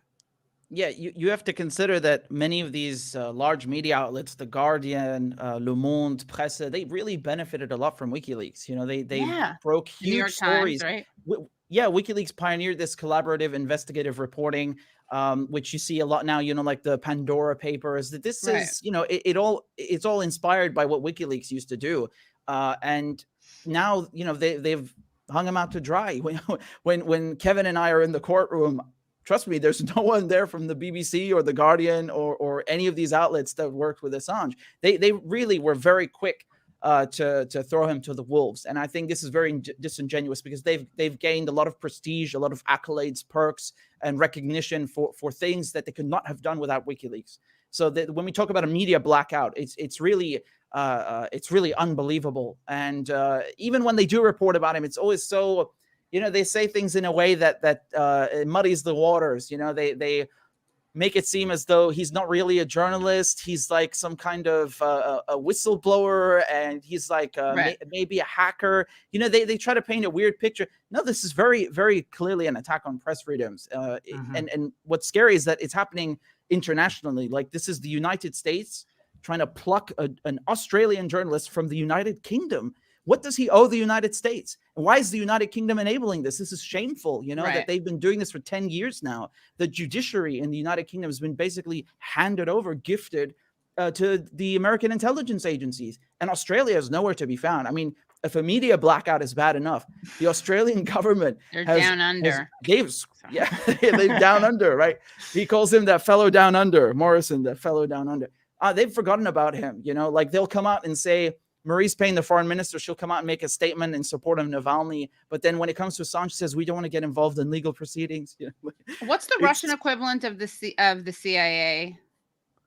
Well, hold on. Well, they used to be the KGB, right? But now they've changed it. I'm forgetting my acronym now. Well, imagine if the current KGB targeted someone, went after them for 10 years, and then tried to extradite them. Like, the Western press would be so up in arms over it. Yeah. over this, attack on the free press, attack on free speech. Just imagine Russia doing that. No, or but Katie, yeah. In the Yahoo News story, they even talk about like a potential shootout in London with Russian agents. What Russian agents? Like they talk about some elaborate plan to exfiltrate Assange. What they just made this up out of thin air. It was Havana syndrome. That's how they were going to get him. They were going to get Havana syndrome to the brains of the Ecuadorian embassy. Yeah. Well, what is it like to cover this? Have you seen you guys have access to what exactly as credentialed journalists? It is exhausting. Yeah. What do you? No, well, so you're on Zoom, right? Yeah. Sort of. What does he look like right now? Well, hold on 1 second. I want to say something here on this point of Russia, because I think it's actually worth. We have a really good illustration of what was lost because journalists spent the last 4 to 5 years promoting these conspiracy theories about Russia. Yeah. So, who's the person who's involved in this Yahoo News report? Okay, and I'm being a little confrontational here. Yeah, Isikoff? Who wrote it? Michael Isikoff? Yeah, Michael Isikoff. All right. So I'm going to be confrontational here, but I actually like the reporting that was done on Assange by them by and large. But I just think I need to make this point that Michael Isikoff spent his time putting together this book called Russian Roulette, the incredible harrowing account of how American democracy was hacked by Moscow as part of a covert operation to influence the U.S. election and help Donald Trump gain the presidency. And now I'm not going to try to be Aaron Mate. You can delve into this with Aaron at another date. I'm not going to try to replicate what he's fully capable of doing. And his one-on-ones with Michael Isikoff are really essential viewing. But Isikoff's distanced himself from a really major chunk of a lot of this stuff that he was spinning, this yarn that he was spinning. And just imagine if he had been focused on the Assange case instead of this Russian conspiracy theory weaving that had been a trendy thing for people in the mainstream press to engage in for the last 4 to 5 years, because he was there today. And I was happy that he was there paying attention. But then also, can I tell you, I'm going to out him. He asked, who is speaking, when Mark Summers was standing on the courtroom floor talking to the High Court Justice. He had no idea who the name of this Assange attorney was, even though he's reported on the Assange case, which is just to say that these people who cover Assange aren't really covering Assange sometimes. Like, they're writing about it, but they're not really covering the Assange case. It's a surface parachuting in, and they act like they know, and then they dip out when they no longer are getting accolades and prestigious being praised for the work that they're doing. So I think it's really important to say that, like, the independent journalists have led the way. Like, okay, Richard and I were constantly getting boosted by Glenn Greenwald, and he says this thing that I find to be really fascinating, because he says independent journalists, shouldn't necessarily have to be the one. And isn't it amazing what they're doing, and they're doing this on small budgets. I'm saying well, here's the key, that we're really capable of doing this because we don't have any conflicts of interest. There's nothing that is pulling us in any direction. What we have to recognize is, I think there's this urge among a lot of people to demand that CNN or New York Times or some of these other outlets wake up. I think we've actually got it inverted. What people need to do is do a better job of boosting these sources, like what Richard is putting out and what I'm putting out, Consortium News, these other outlets that are actually doing this work. We need to share that material. And then just by virtue of competition, they're going to wake up. In the back of my mind, I kind of think that Isikoff has found out that there's an audience for this. And so he's going to write this kind of reporting. And once they discover that, then maybe we're going to get better journalism. I don't know. I mean, I like that idea. In the meantime, CNN, wake up. Where are you? I think that Well, Katie, the problem with that, though, is that they're implicated in this case. They can't cover it. They are. And Richard knows what I'm talking about because they're referenced in the extradition decision. And they were introduced as evidence by prosecutors because they made up this thing that Julian Assange was using the embassy as like a Russian outpost for election meddling. And so in order to cover it, someone would have to go on TV. Jake Tapper would have to push up his glasses and say, oh, you know what? I think we really did make a crucial error, and we should not have been trying to further a campaign to smear a journalist. Yeah, you won't see that anytime soon. No. Right. Well, Michael Isikoff, we're calling you in. Kevin may call you out. I'm calling you in. I'm inviting you to keep pushing this story. Maybe find out who the people are. You can ask Kevin. Kevin, don't be a dick to him if he asks you someone's name. Just tell him the person's name so he can report on it. But yeah, I mean, I heard Michael Isikoff, who is a smart guy and an accomplished reporter, and I heard him on a podcast. Whose was it? Where he said, you know, why does he basically suggested, I mean, this is so embarrassing whenever I hear this argument, that Snowden likes Russia and likes Putin. Because if not, why wouldn't he come back to the United States? It's like, have you seen what's happened? Do you pay attention to what happened with, and to be fair, this was before his investigation into the CIA, but like before that, you may have noticed someone named Chelsea Manning. You may have noticed Assange, even if you didn't think the CIA considered killing and kidnapping him. But yeah, I mean, and the thing is, I know this shouldn't matter, but like I do try to tell people, Assange is what he's being charged with has nothing to do with 2016. And again, it shouldn't matter. But for a lot of people, they have brain worms, and that's what matters. And this thing goes off in their head, and they're like, Trump, Hillary, lock them up, and all their liberal ideals about freedom of press and free press and how great Joe Biden is and Merrick Garland are, and they're men of principle and rule of law and all this bullshit. Somehow all that goes out, you know, the window the second you bring up 2016. So again, tell your wino friends and your resistance lib friends about this. And I mean, yeah. Also, I like the way someone would be happy to go to Australia when, like, that is literally was like started as a prison, by the way. Yeah. Like, you know what I mean? Basically. Started not by by the Aborigines who were there first, obviously, but I mean, you know, colonized. But Katie, you're totally right. People have brain worms, and like Trump is the one who unsealed the indictment on Assange. So what? Like, in what universe does that make any sense? I mean, there are moments where Trump said, "I love WikiLeaks," and then, of course, you know, after he's killing Assange. This is, you know, it's punishment by process, and I don't know why people are fixated on 2016. Julian Assange is being charged in relation to the Iraq war logs, in relation to the Afghan war diaries, in relation to the diplomatic cables. You know, these are things that have nothing to do with 2016. They predate 2016. I mean, the Vault 7 ones, my fear is that they might try to pin that on him if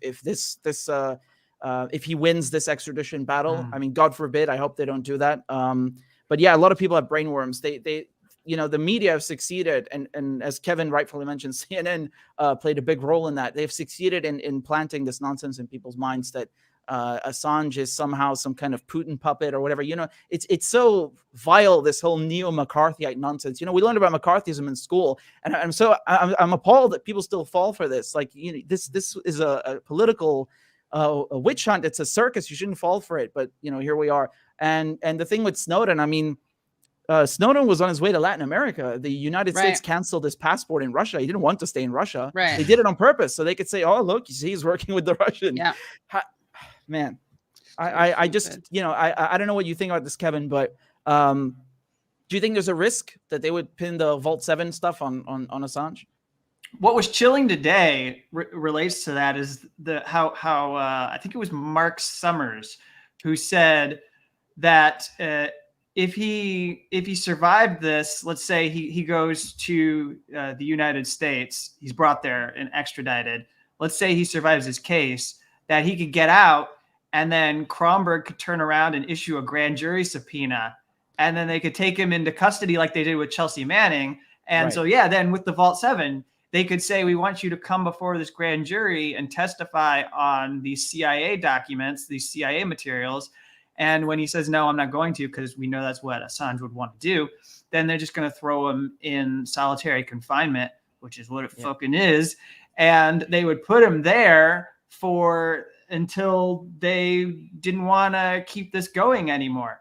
And the reason I do that is because James Lewis kept saying on and on again that like administrative segregation is not solitary. I mean, it's amazing. It is incredible how good James Lewis has been in basically becoming the like worst example of a Bureau of Prisons bureaucrat, essentially. Like he's really like made that a part of his persona. Like he understands just about every euphemism that is put out there to cover up the inhumanity in prisons in the United States. Yeah, this is absolutely crazy. You know, this relates to the assurances the United States are giving, and he said they're special this time because they're diplomatic assurances. They're a solemn undertaking, and they're not just dished out like Smarties. That's a direct quote. And he's saying that they're different. You know, in the past, these examples of the United States breaking its assurances with people. Well, this guy didn't have diplomatic assurances, and this one, you know, well, it was a different case. He's trying to make excuses for the United States reneging on its commitments. You know, just, I mean, they do this to the United Kingdom. They do this to the European courts. You know, they don't care. They call them their allies. But when the prisoner is handed over, they will do whatever they like with them. And anyone, again, regardless what you think of Assange, regardless what you think of WikiLeaks or the United States or the CIA, anyone who thinks that the moment Assange sets foot in the U.S., he won't be placed in ADSEG and or SAMS, depending on whether he's in pretrial or after. I mean, you're kidding yourself, because this is a guaranteed thing. And what Kevin mentioned is really chilling, because the defense pointed out that, you know, even if Assange is acquitted, even if he goes to the United States and he goes all the way to the Supreme Court, so like we're a decade or two later, and he's acquitted, they could still lock him up in jail. They could still throw him in jail. It's just a never-ending cycle. So it is extremely oppressive. I really hope the judges can see that it is beyond oppressive to let this man be extradited to the United States. It's a death sentence. It's really what it is. We're going to keep going, but I know Leslie has to go. So Leslie, any? Yeah, thank you, Richard and Kevin. It's just so interesting that this trial ends up being about, you know, the United States criminal justice system, and you see that it does not stand up to very much scrutiny whatsoever. Yeah. In fact, Leslie, that's why they want him to go to Australia, so they can try and dodge all the issues of putting him in a U.S. prison. Well, thank you all so much. Have a good night. Thank you, Leslie. Have a good night. I just want to clarify that because it's a criminal trial, Richard, I think there is no Supreme Court. So like if he's acquitted, he can't be tried again. And like I don't think they can kick it up to an appeals court. But defendants are allowed to appeal, like when they challenge their death penalty convictions and stuff like that. Like you're allowed to, right? If you're a defendant, but the government can't take it to the Supreme Court. But yeah, I just meant if he's exhausted all the legal. If he's exhausted all the legal avenues, then we get to that point where they just start it all over again. And that's also, people have talked about, as at this point, I see why you would want to go to Australia. It probably would be like really awful, since that's what he's been associating that for at least the last 2 or 3 months now as a place that they might send him after he's extradited to the United States. So what used to be his home now has this like negative connotation of like where awful. I could end up in prison. Yeah, that's absolutely horrific, honestly. And what is he looking like, by the way? Like terrible. You guys get to see him, right? I've heard people say that he looks thinner Yeah, than he usual. does not look good. Like, it was so crazy to me. This happened, so not today, but on day one, so yesterday of the appeal. Like, you can see Assange in this blue room in Belmarsh prison, and he has his hand over his face. He's got long, scruffy hair, and he just looks awful. And in the background, you can hear the audio from the courtroom, and the prosecutor is talking about how he's basically a malingerer, like he's just pretending to be ill, and he doesn't have a real risk of suicide. He's not impulsive, that he can't be extradited. I mean, I'm looking at the man and hearing this in the background. It's like a movie, it's such an eerie image to hear that. It just, it's so disconnected what they're saying in the court, what the prosecutors are saying from his actual state.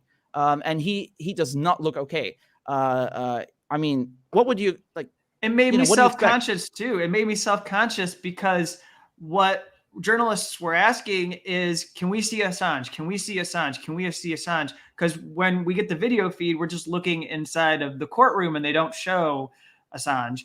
And they put it on him and we're just, it's like we're watching this like animal in a zoo cage, or like they just leave it there. And then he moves out of frame, like deliberately. I think at some point he realized, oh, this camera is just like pointed directly at me, and it made him uncomfortable.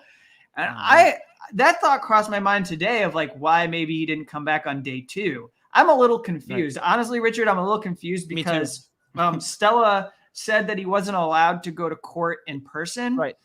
But we've never tied up this loose end. That wasn't handled in court. His attorneys never said anything to the High Court of Justice about, hey, we don't think it's fair that they won't bring Assange to the courtroom. Right. So I have no idea what is going on there. Yeah, that was very confusing because, the audio is terrible, by the way. Katie, you asked what the experience is like.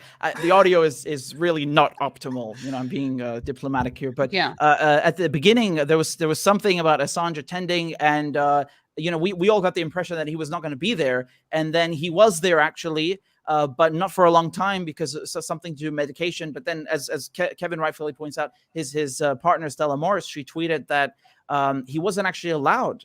So he had made an application to come to the court, but they rejected it. And I mean, I don't know why that happened. I don't know why his lawyers didn't address it. That's an excellent point by Kevin. I don't know. It's just odd. And on the second day, so I mean, today we did not see him at all. There's no video feed there. He wasn't there in person, just nothing. It's so awful. It's really, I mean, I called we should do it again. You guys want to call the Justice Department? I'm trying to record people calling him. You want to call? Ask them to, I'll give you the number. Ask him to free Assange. I'll call the British one. I'll call everyone. Kevin, you need the number? What's his number? All right, I'll tell you in a second. Hold on. And you can throw out Don, tell them to throw out Don Segura while they're doing it. Let's see. Hold on a second. Let me get the number. I've been doing it a bunch, so people need, I think, to hear from someone else besides me. All right, let's see. The number is, and then you press 1. It is 202-353-1555. Okay. Put him on speaker. We'll hear what you have to say. You have reached the Department of Justice comment line. Although your opinion is valuable to us, we cannot return calls made to this number. If you would like to contact the Department of Justice, including the Attorney General, please log on to our website at www.justice.gov. Please leave your comment regarding civil and constitutional rights. Record your message at the tone. When you are finished, hang up or press pound for more options. Hello, I'm calling at this late hour after covering the appeal hearing against WikiLeaks founder Julian Assange. You might be familiar with him.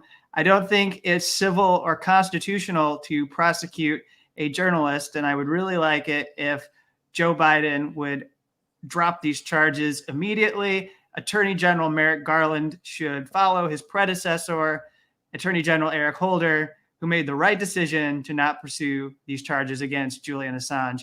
And he should get back on track. Right now, they are following the Trump route, and that is really disturbing to me. Thank you. Yeah. All right. Good job. I can't find the British one, but I'll call the American one if you want. Yeah, do it.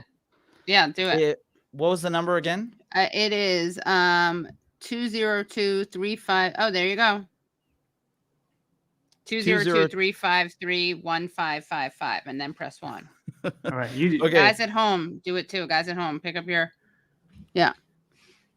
I can make free calls to the U.S., so this won't cost anything. Hopefully. Okay, hold on. Let's do a collect call to Merrick Garland. You end up with this big bill. Yeah. Leaving a. Although your opinion is valuable to us, we cannot return calls made to this number. If you would like to contact the Department of Justice, including the Attorney General, please log on to our website at www. You can just hit 1. You don't have to listen to him talk.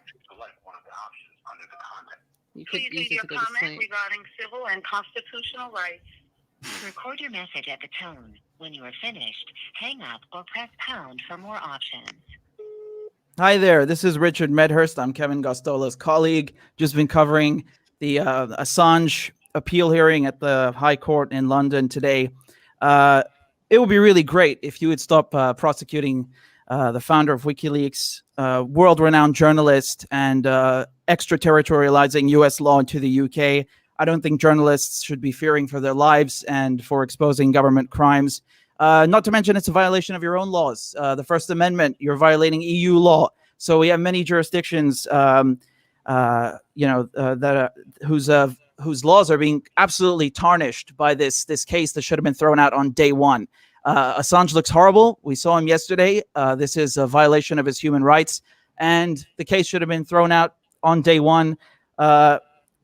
P.S. Abolish the CIA. Thank you very much. Goodbye. That'll get him. You just got him. You know, they say you get more bees with honey than vinegar. No, I'm just kidding. Yeah. And right. we forgot Donziger. We'll do that tomorrow. All right. We'll do him tomorrow. Yes. Yeah. I think if me and Kevin would have called in the morning before the court proceedings, we've had even more fire in there. But we're tapped out. We're tapped out. Yeah, I was very polite. Maybe I would have been like laser focused and sharp, and I would have laid into him a little more. I was just kind of like no, you got to be diplomatic. Easygoing, passive aggressive, I think. Yeah. But there's one thing I want to throw out here as here's like another a final thing, thought. by the way, we can do. All right, yeah, sign that petition. Sign the petition, guys. There's one thing I want to share because I'm also curious what Richard thought of this moment. This is a moment I can't get out of my head, Richard. It was very baffling to me what happened. But there's a moment on day one when the High Court, one of the High Court justices, heard James Lewis talking about this, and he said he was talking about what would happen to Julian Assange when he was put in prison. And of course, James Lewis is saying he's not going to be put. Can you tell people who James Lewis is? James Lewis is a prosecutor. He's the lead prosecutor. He's got a mega brain. That's actually on his website. Yeah, a charming man with a mega brain. Like it's a quote on his website. Yeah, and he's standing there like. Yep. So he's talking about what could happen, and he's trying to deal with the issue of ADX Florence without really dealing with the issue. And then the High Court of Justice, this justice says, well, what if he's acquitted? Like he could be acquitted. And then James Lewis takes this and runs with it because it gives him this rosy scenario to talk like it may not be an issue of where Julian Assange would go post-trial. So if he can convince the High Court that it's possible he may not go where he would commit suicide, then they could get this extradition overturned. He starts saying these really ridiculous things. I don't know if you're listening, Richard, but he's like, well, we could apply for speedy trial. I'm thinking, what? Like, yeah. I've followed these whistleblower cases where they get charged under the Espionage Act. Okay, first off, advocate Jocelyn Radek says that you waive your speedy trial rights when you go before this court because you know it's going to take a long time. And it does because classified information, they take forever. That's how it took forever with Chelsea Manning. It will take forever with Julian Assange to get to a trial. Then they say then James Lewis's next thing was, we'll challenge it on the First Amendment. He'll challenge it on the First Amendment grounds, and then he'll win and he'll go free. He will not. No, because there have been people before him who have challenged the constitutionality of the Espionage Act. That doesn't work. So the fact that he said this in front of the High Court and the High Court acted like this was reasonable, it just shows they have no grasp of what is going on in the justice system in America. No, that's really the impression I got too, because like he, you know, for lack of a better term, he was getting away with bullshitting them judges. You know, like he's just saying, like yeah, well, you know, it'll be an easy peasy process, and there's nothing to worry about. Just let's get this over with. I have to go. By the way, did you notice that I think twice today at the end of the day he was like, he said 2 times to the judges like, you know, I'll wrap this up because I have to go, like as if he's presiding over the whole thing. Just the audacity, honestly. But yeah, I did notice that, and I mean, what are we supposed to say, man? You know, they are either gonna throw him in some hole in the United States, be that ADX or some special housing unit. You know, they mentioned today that they the United States had built a special housing unit for Noriega, I think. So I wouldn't be surprised if they built one for Assange just to spite him, you know? Yeah. Well, and yeah, that's if they don't send him to Australia, which of course, you know, might take years if that happens. The last thing I'll say is free Donziger, free Assange, but also free Daniel Hale, because Daniel Hale, drone whistleblower, is actually in a communication management unit right now in Marion, Illinois. And this is important. The Justice Department went back on their assurances that they would put him in a medical center in North Carolina, and they shipped him to a communications management unit to stop him from being able to communicate with journalists while he is in prison. And his attorney asked his case manager, why is he in a communications management unit? He's not a terrorist. He's not somebody who poses a dangerous threat. And he said, they said, his crime involved communication. So we put him in a communication management unit. Jesus Christ. That's just another example how they go back on the assurances. So these promises, these assurances they're giving Assange, they're worth jack. Yeah. Well, you guys, thank you so much. What's the timeline? What's happening next? Oh God, we don't have another half hour, do we? Because like that's an issue of its own. They told us nothing. Richard and I are in the dark. At least with Judge Vanessa Baretzer at the district level, she said, here's the timeline. We got a date. Come back on January 4th. I'll have my decision. Yeah. They said, we're going to need some time. Goodbye. That was it. I was hoping that it would be like Baretzer, like where she would they would announce a date like she did. But yeah, they just said, you've given us a lot of things to consider. And as expected, it's going to take a long time. And, you know, I mean, who knows how what's that's going to be, you know, just consider that the whole process, Assange is still in jail. Like, this is a guy who has not been convicted of a crime. He's an innocent man. He served out whatever sentence that he had to do, this 50 weeks for you know, allegedly jumping bail. He didn't jump bail. He was given asylum, political asylum. That's his right under international law. So he didn't jump bail. But nevertheless, that sentence been served. So the whole time he's been held on remand in Belmarsh Prison. Belmarsh Prison is Britain's Guantanamo Bay. It's the worst prison in the United Kingdom. He's being held in a maximum security prison and languishing in there. So you know, it's in the United States interest that this is dragged out. As Stella Moore says, it's punishment by process. Wow. Punishment by process. Yeah. All right. Well, thank you guys so much. And thank you for, are you covering, is there more tomorrow? Like when is? No. Oh, mercifully, no. No. Okay. If I have to hear another day of James Lewis, I'm sorry. Lose it. I don't know. Yeah. I need 2 days is more than enough. Actually, so that we was don't know the when the day decision is. We don't know when the next day in court, the next day in the hearing is or anything. We have no idea what is happening next. And there's I'll direct you. There's a flow chart. If you go to Consortium News, this Australian attorney named Kelly Tranter posted the different paths that the case could take from the High Court onward. I don't have it handy. Otherwise, we could throw it up here right now. It's actually, well, here. You have a moment. I can pull it up. Yeah. This is incredible. You have to see this. This is what we mean by punishment. This is what we mean by punishment by process. Here you go. I'm going to copy this image address and I'll share it with you over here in this private chat.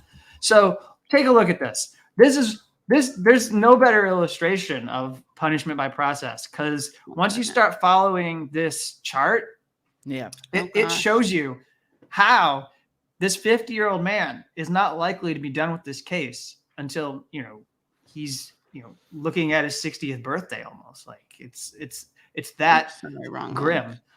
So at the High Court level, basically they could allow this or they could not allow this.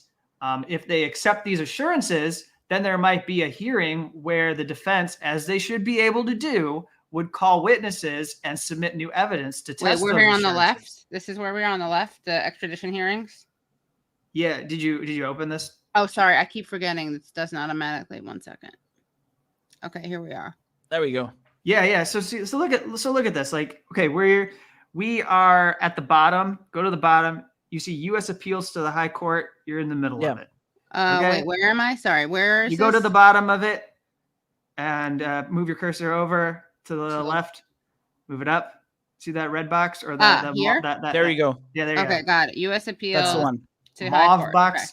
So there's U.S. appeals to high court. So then you see it can be dismissed. If it goes to dismissal, it goes to the Supreme Court. If it's allowed, well, what are we talking about as far as allowed? Are we just allowing assurances? If they allow assurances, then there's going to be a hearing.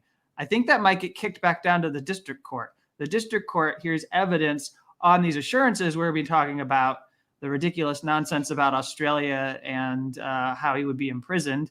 And they get to call witnesses, and we basically have another like mini extradition hearing. And then, oh my God, then if they lose, they appeal it. It goes back to the high court on those issues, and then it goes back up to the Supreme Court. And then again, we could keep going round and round. You see, we could do this for like 5 or 6 more years. Wait, okay. So wait, we're here. U.S. appeals to high court. It could either be the appeal would be dismissed, or it could be allowed, remitted to justice. And then if it's remitted to justice, it goes back down to, you see where it says extradition hearing down here? You see it says like the first part here at the, if you look. Oh, yeah. Yeah. So it goes back down. The arrow goes back down. It's like,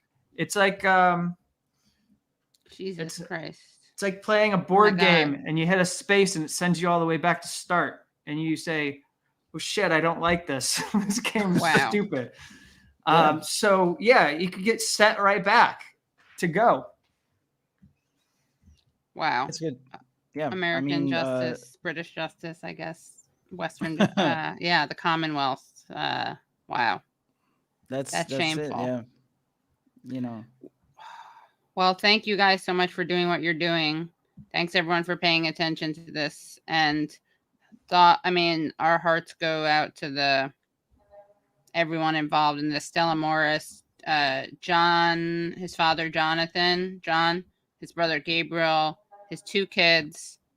And, not to mention like everyone who thinks that, there's any free First Amendment, free press, any of those things that I guess we shouldn't actually believe in. I don't know anymore. I don't know. What am I supposed to say? I mean, the UK and US, always pride themselves as pinnacles of, civilization and open justice and free press. Where is it? Kevin, myself, we're witnessing this in the court. It doesn't exist. It's being, eviscerated before us. And I know we need to wrap, but this was a fun detail that was shared. That that Edward Fitzgerald, who's Assange's attorney, said that Russia will send its interior minister to extradition hearings to be cross-examined. Nobody from the U.S. government has agreed to be cross-examined for this case by defense attorneys. Nobody has been sent to answer to these claims that are made about conditions in U.S. prisons. Wow. What does that tell you? Yeah. Okay. Well, thank you guys so much. Thank you, Katie. See you later. Thank It's you. great being with you guys. Follow everyone. Yeah. Come back on. Hopefully with better news. All right. See you then, Katie. Take care. Bye-bye. You too. All right, guys. That was important and depressing. Also, I just got to share this one. Sometimes we do live tweets. I need your help with this tweet. I really do need your help with this. We need to respond to this tweet by Ian Millhauser. Hold on. Let me show you what this is. Okay, guys? I'm going to need your help. Hold on. This is a great show. All right. I need your help, guys.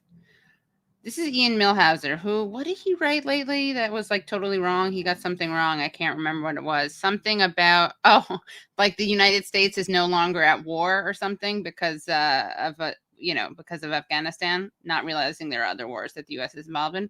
So here's how I guess he's depicting the left, the ungrateful left. Okay, ready? I would like a large mushroom pizza. No. Oh God, I really want pizza now. I would like a large pizza with mushrooms. I voted for a party that I thought would give me a large pizza with mushrooms. Instead, they are giving me a medium cheese pizza. That's disappointing.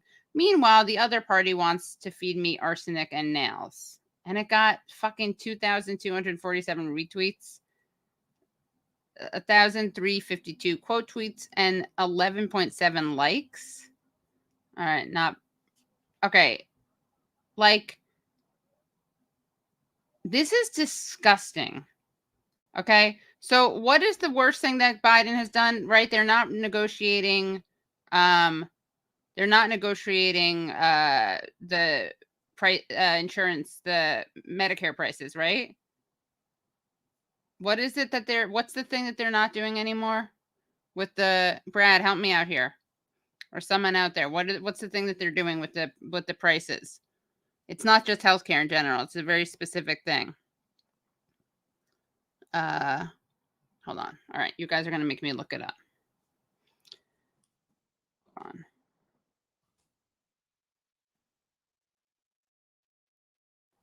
Okay, they're not negotiating Medicare prices. Biden spending framework leaves out Medicare negotiating drug prices. So I think what we can say is like, why don't we say that? What would that be? Mushrooms is like what? Mushrooms is a lot like mushrooms. Or not having to die. Oh, actually, aren't there a lot of poisonous mushrooms? No, wait, that doesn't make sense because they wanted the mushrooms. All right, so, I mean, first of all, whose bidding are you doing? Like, I can't believe you would use your voice to fucking tell people to shut up when they're trying to get a better deal. So let's see. Mushrooms.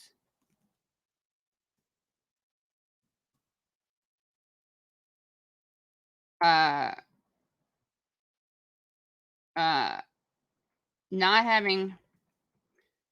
dying. Wait. Not dying because I need your help, guys. There was something in my head and I lost it. Something about how it's like, wait, mushrooms equals not dying.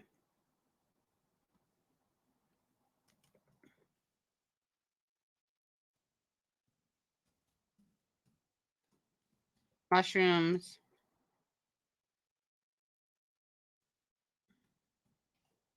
Mushrooms is code for, this is a really good.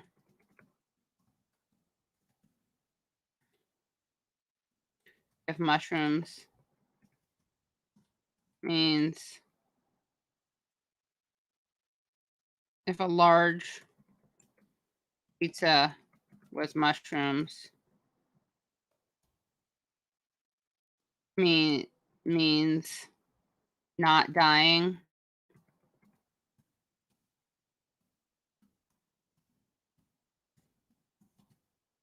Is that you guys aren't helping me. I needed some help.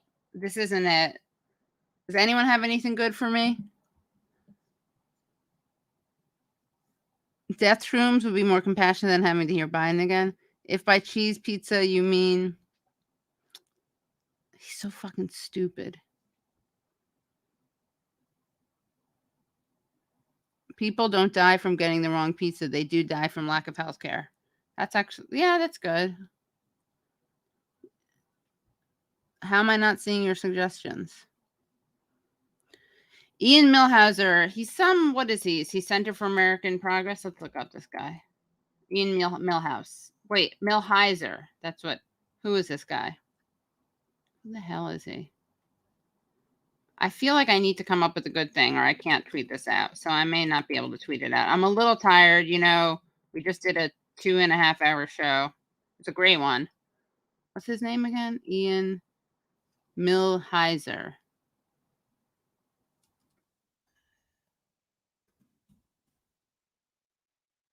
Senior correspondent Vox. Hold on. Let's find out this. I have more followers than he does. That's kind of funny. Why did he retweet? Not really complicated. Biden's the best president in generations. BBB will be the best bill in generations. There were subterranean bars to clear, and we're in real trouble as a country and a planet.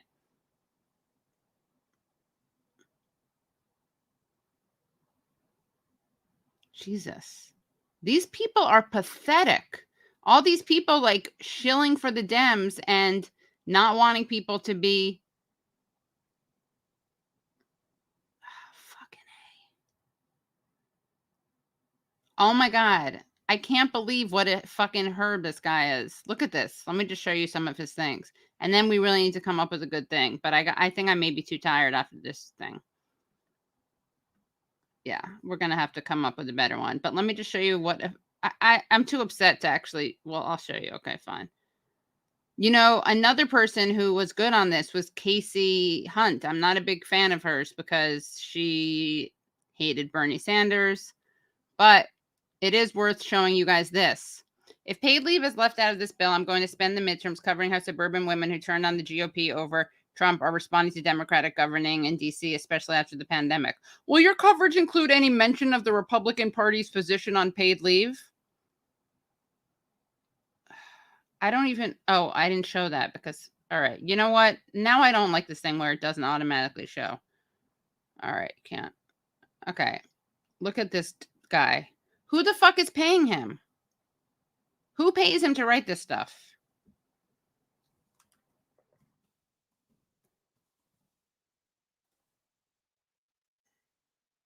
I don't even know what to say, guys. I'm too upset by this. Does anyone have any good ideas for me?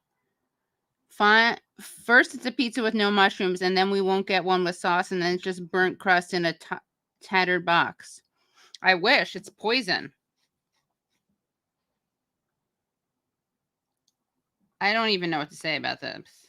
I know. Let's find the Afghanistan. Let's find the Afghanistan Ian Millhiser tweet. War. Hold on.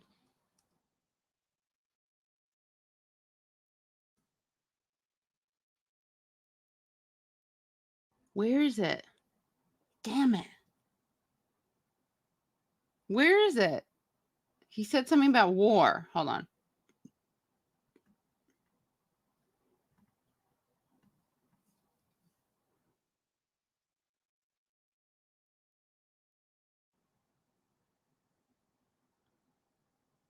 All right. No one can find this for me. I'm very frustrated. I can't end the show on this note, though.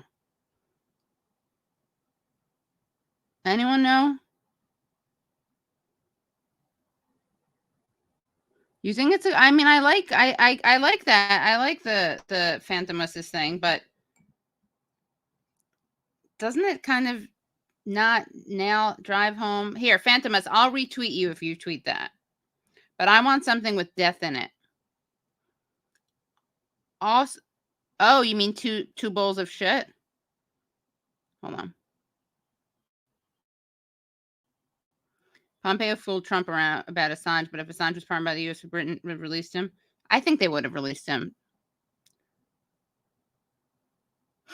All right. I ditched FB and all right. Guys, someone find me that thing that he did. Anyone know where that is?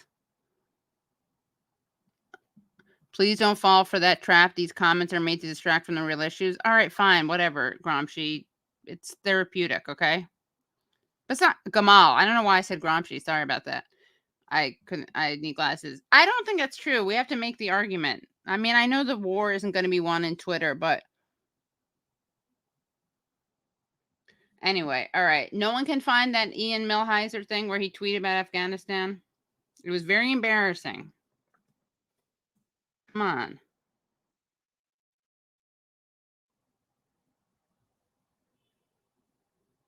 Oh, I found it. Today is the first day in nearly 20 Years that my country is not at war. Fucking asshole. All right, here's what we're doing.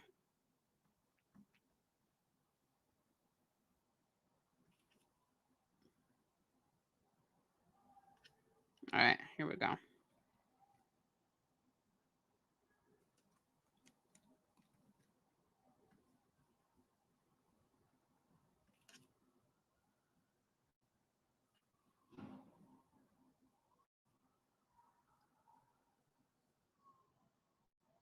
Who the fuck, like, who is he paying? I mean, who's paying him?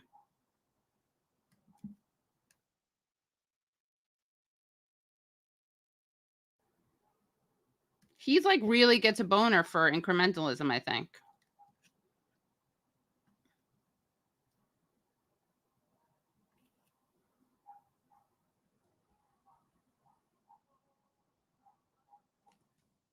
I thought, all right.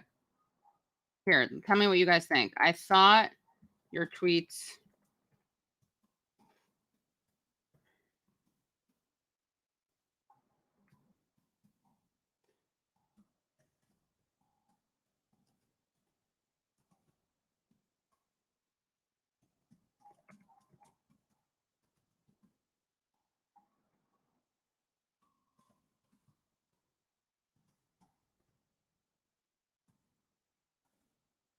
More gems from the dude who thought the U.S.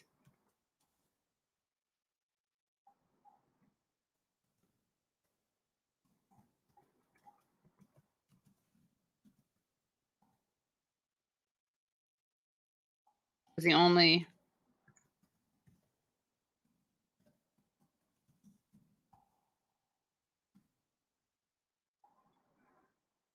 was at war. Is that okay?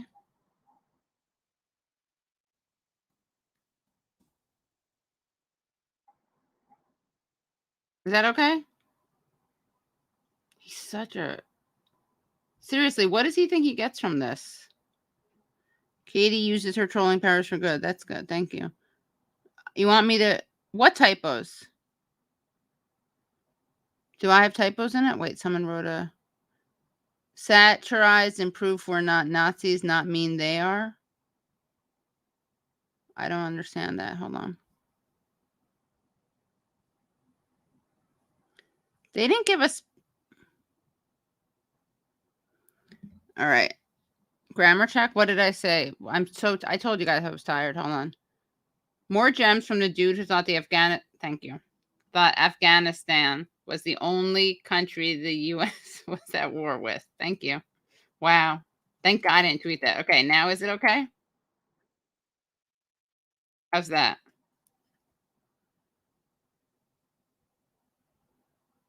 Okay, how's that? Guys, is it okay?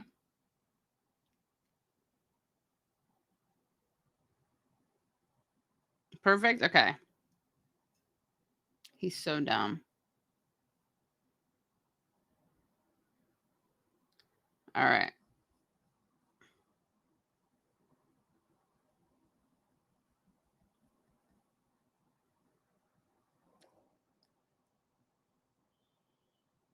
Yeah, it's really ridiculous, huh? I really want pizza now, though, is what I want. Look, we already got one. All right, guys. Well, this is a great show. Really great. Ian Millhiser's in Egypt. And I think that's about it. Thanks for spending Thursday night with me. And that's actually good. I mean, talk about crumbs. Yeah, seriously. God. All right, you want to see Bodhi? I'll bring you guys Bodhi. Hold on. 1 second. Let me go off camera for a second.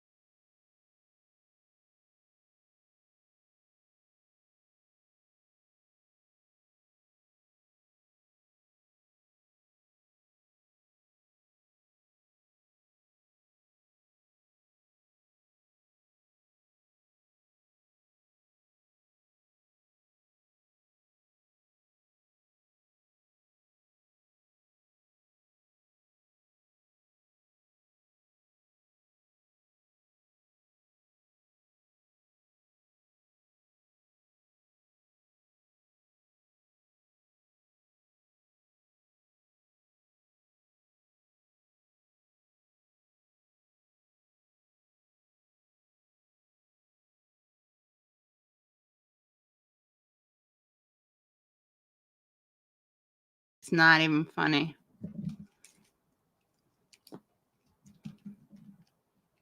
Bode, say hi to everyone. This is Bodie. Isn't she so cute? Look how cute she is. Guys, how cute is she? Bodie, you're so you look so comfortable. Guys.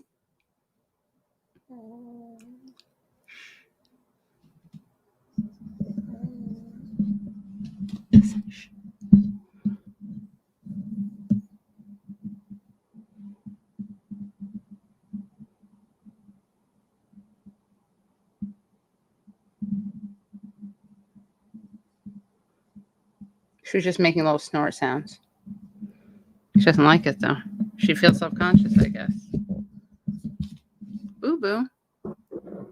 Oh, wait, here.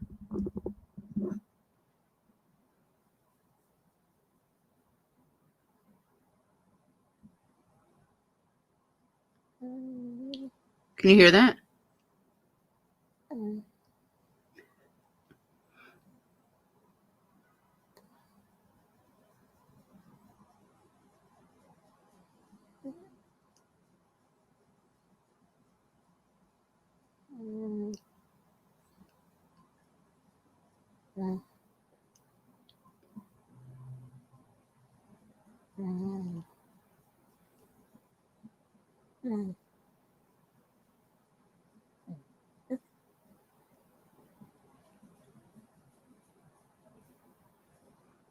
She's so cute, guys, right?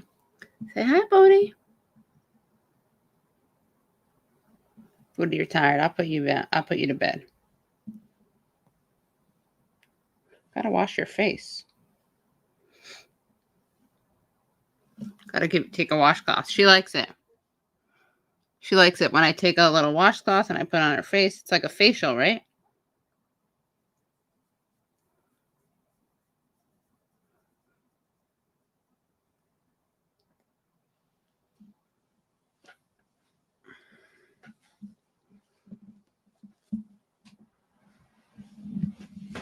Have you ever seen such a cute dog? I know I'm biased. Look at that face. Wait, is that...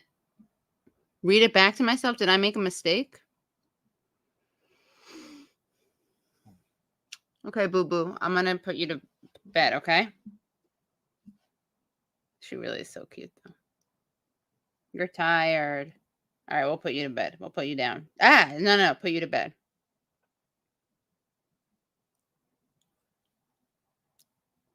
All right, guys. So we will see you maybe Sunday. If not, what do you guys think of this? What would you think of a Tuesday night show? That way it doesn't compete. There's a lot of stuff on Thursdays, plus Useful Idiots comes out on Fridays. What would you guys think of a Tuesday night show? Anyone? Any thoughts on a Tuesday night show? Don't worry, I'm going to put her to sleep soon. Tuesday works for a mountain dweller. Wednesday's hard for me. Tuesdays are great. Oh my God, she's too cute. Yeah, we could try daily. Maybe daily I could do with Bodie. We go over the headlines together. Look, are there other shows on Tuesday nights? Not really, right?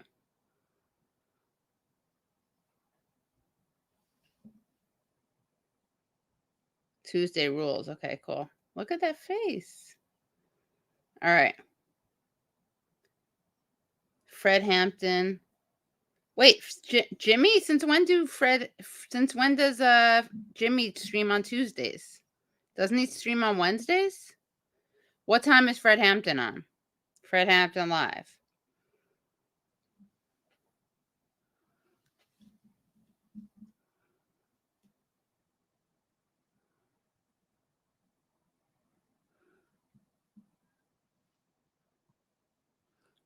Guys, what time is wait, since when does Jimmy do Tuesdays? Is that a regular thing? Is Fred Hampton live every night?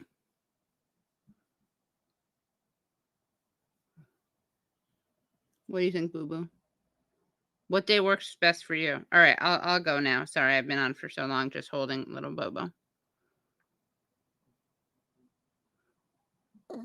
Oh, there was a big. All right, Boo Boo, let's go to sleep.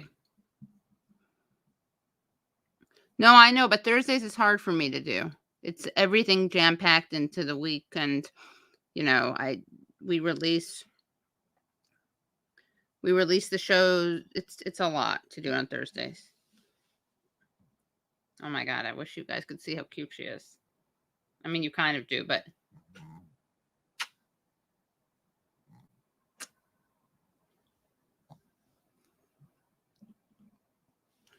All right, bye guys. Everyone, please like, share, subscribe. I don't know why you guys aren't getting notifications. That sucks. But share. Ah!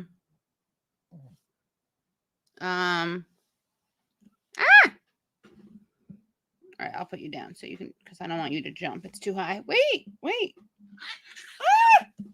Sorry, Boo. Ah! I'm so sorry. Hold on. I'm really sorry. I think I hurt her a little. Here, I just don't want you to jump so high.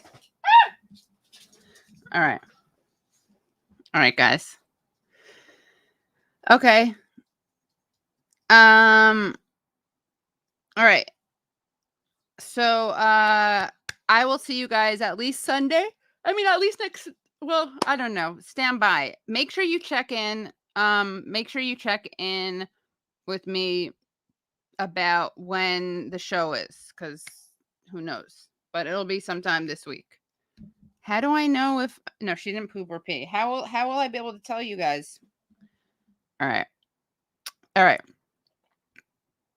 Thank you, everyone. Bye, everyone. Thanks for coming by. YouTube.com/The Katie Halper. Subscribe. Patreon.com/The Katie Halper Show. And that's about it. Please like. When's the show? Well, what time is Fred Hampton live on? Anyway, I'll do another little thing during the day or something to tell people when the show is. Just make sure you check it out. Alrighty. I will see you guys later. Bye all.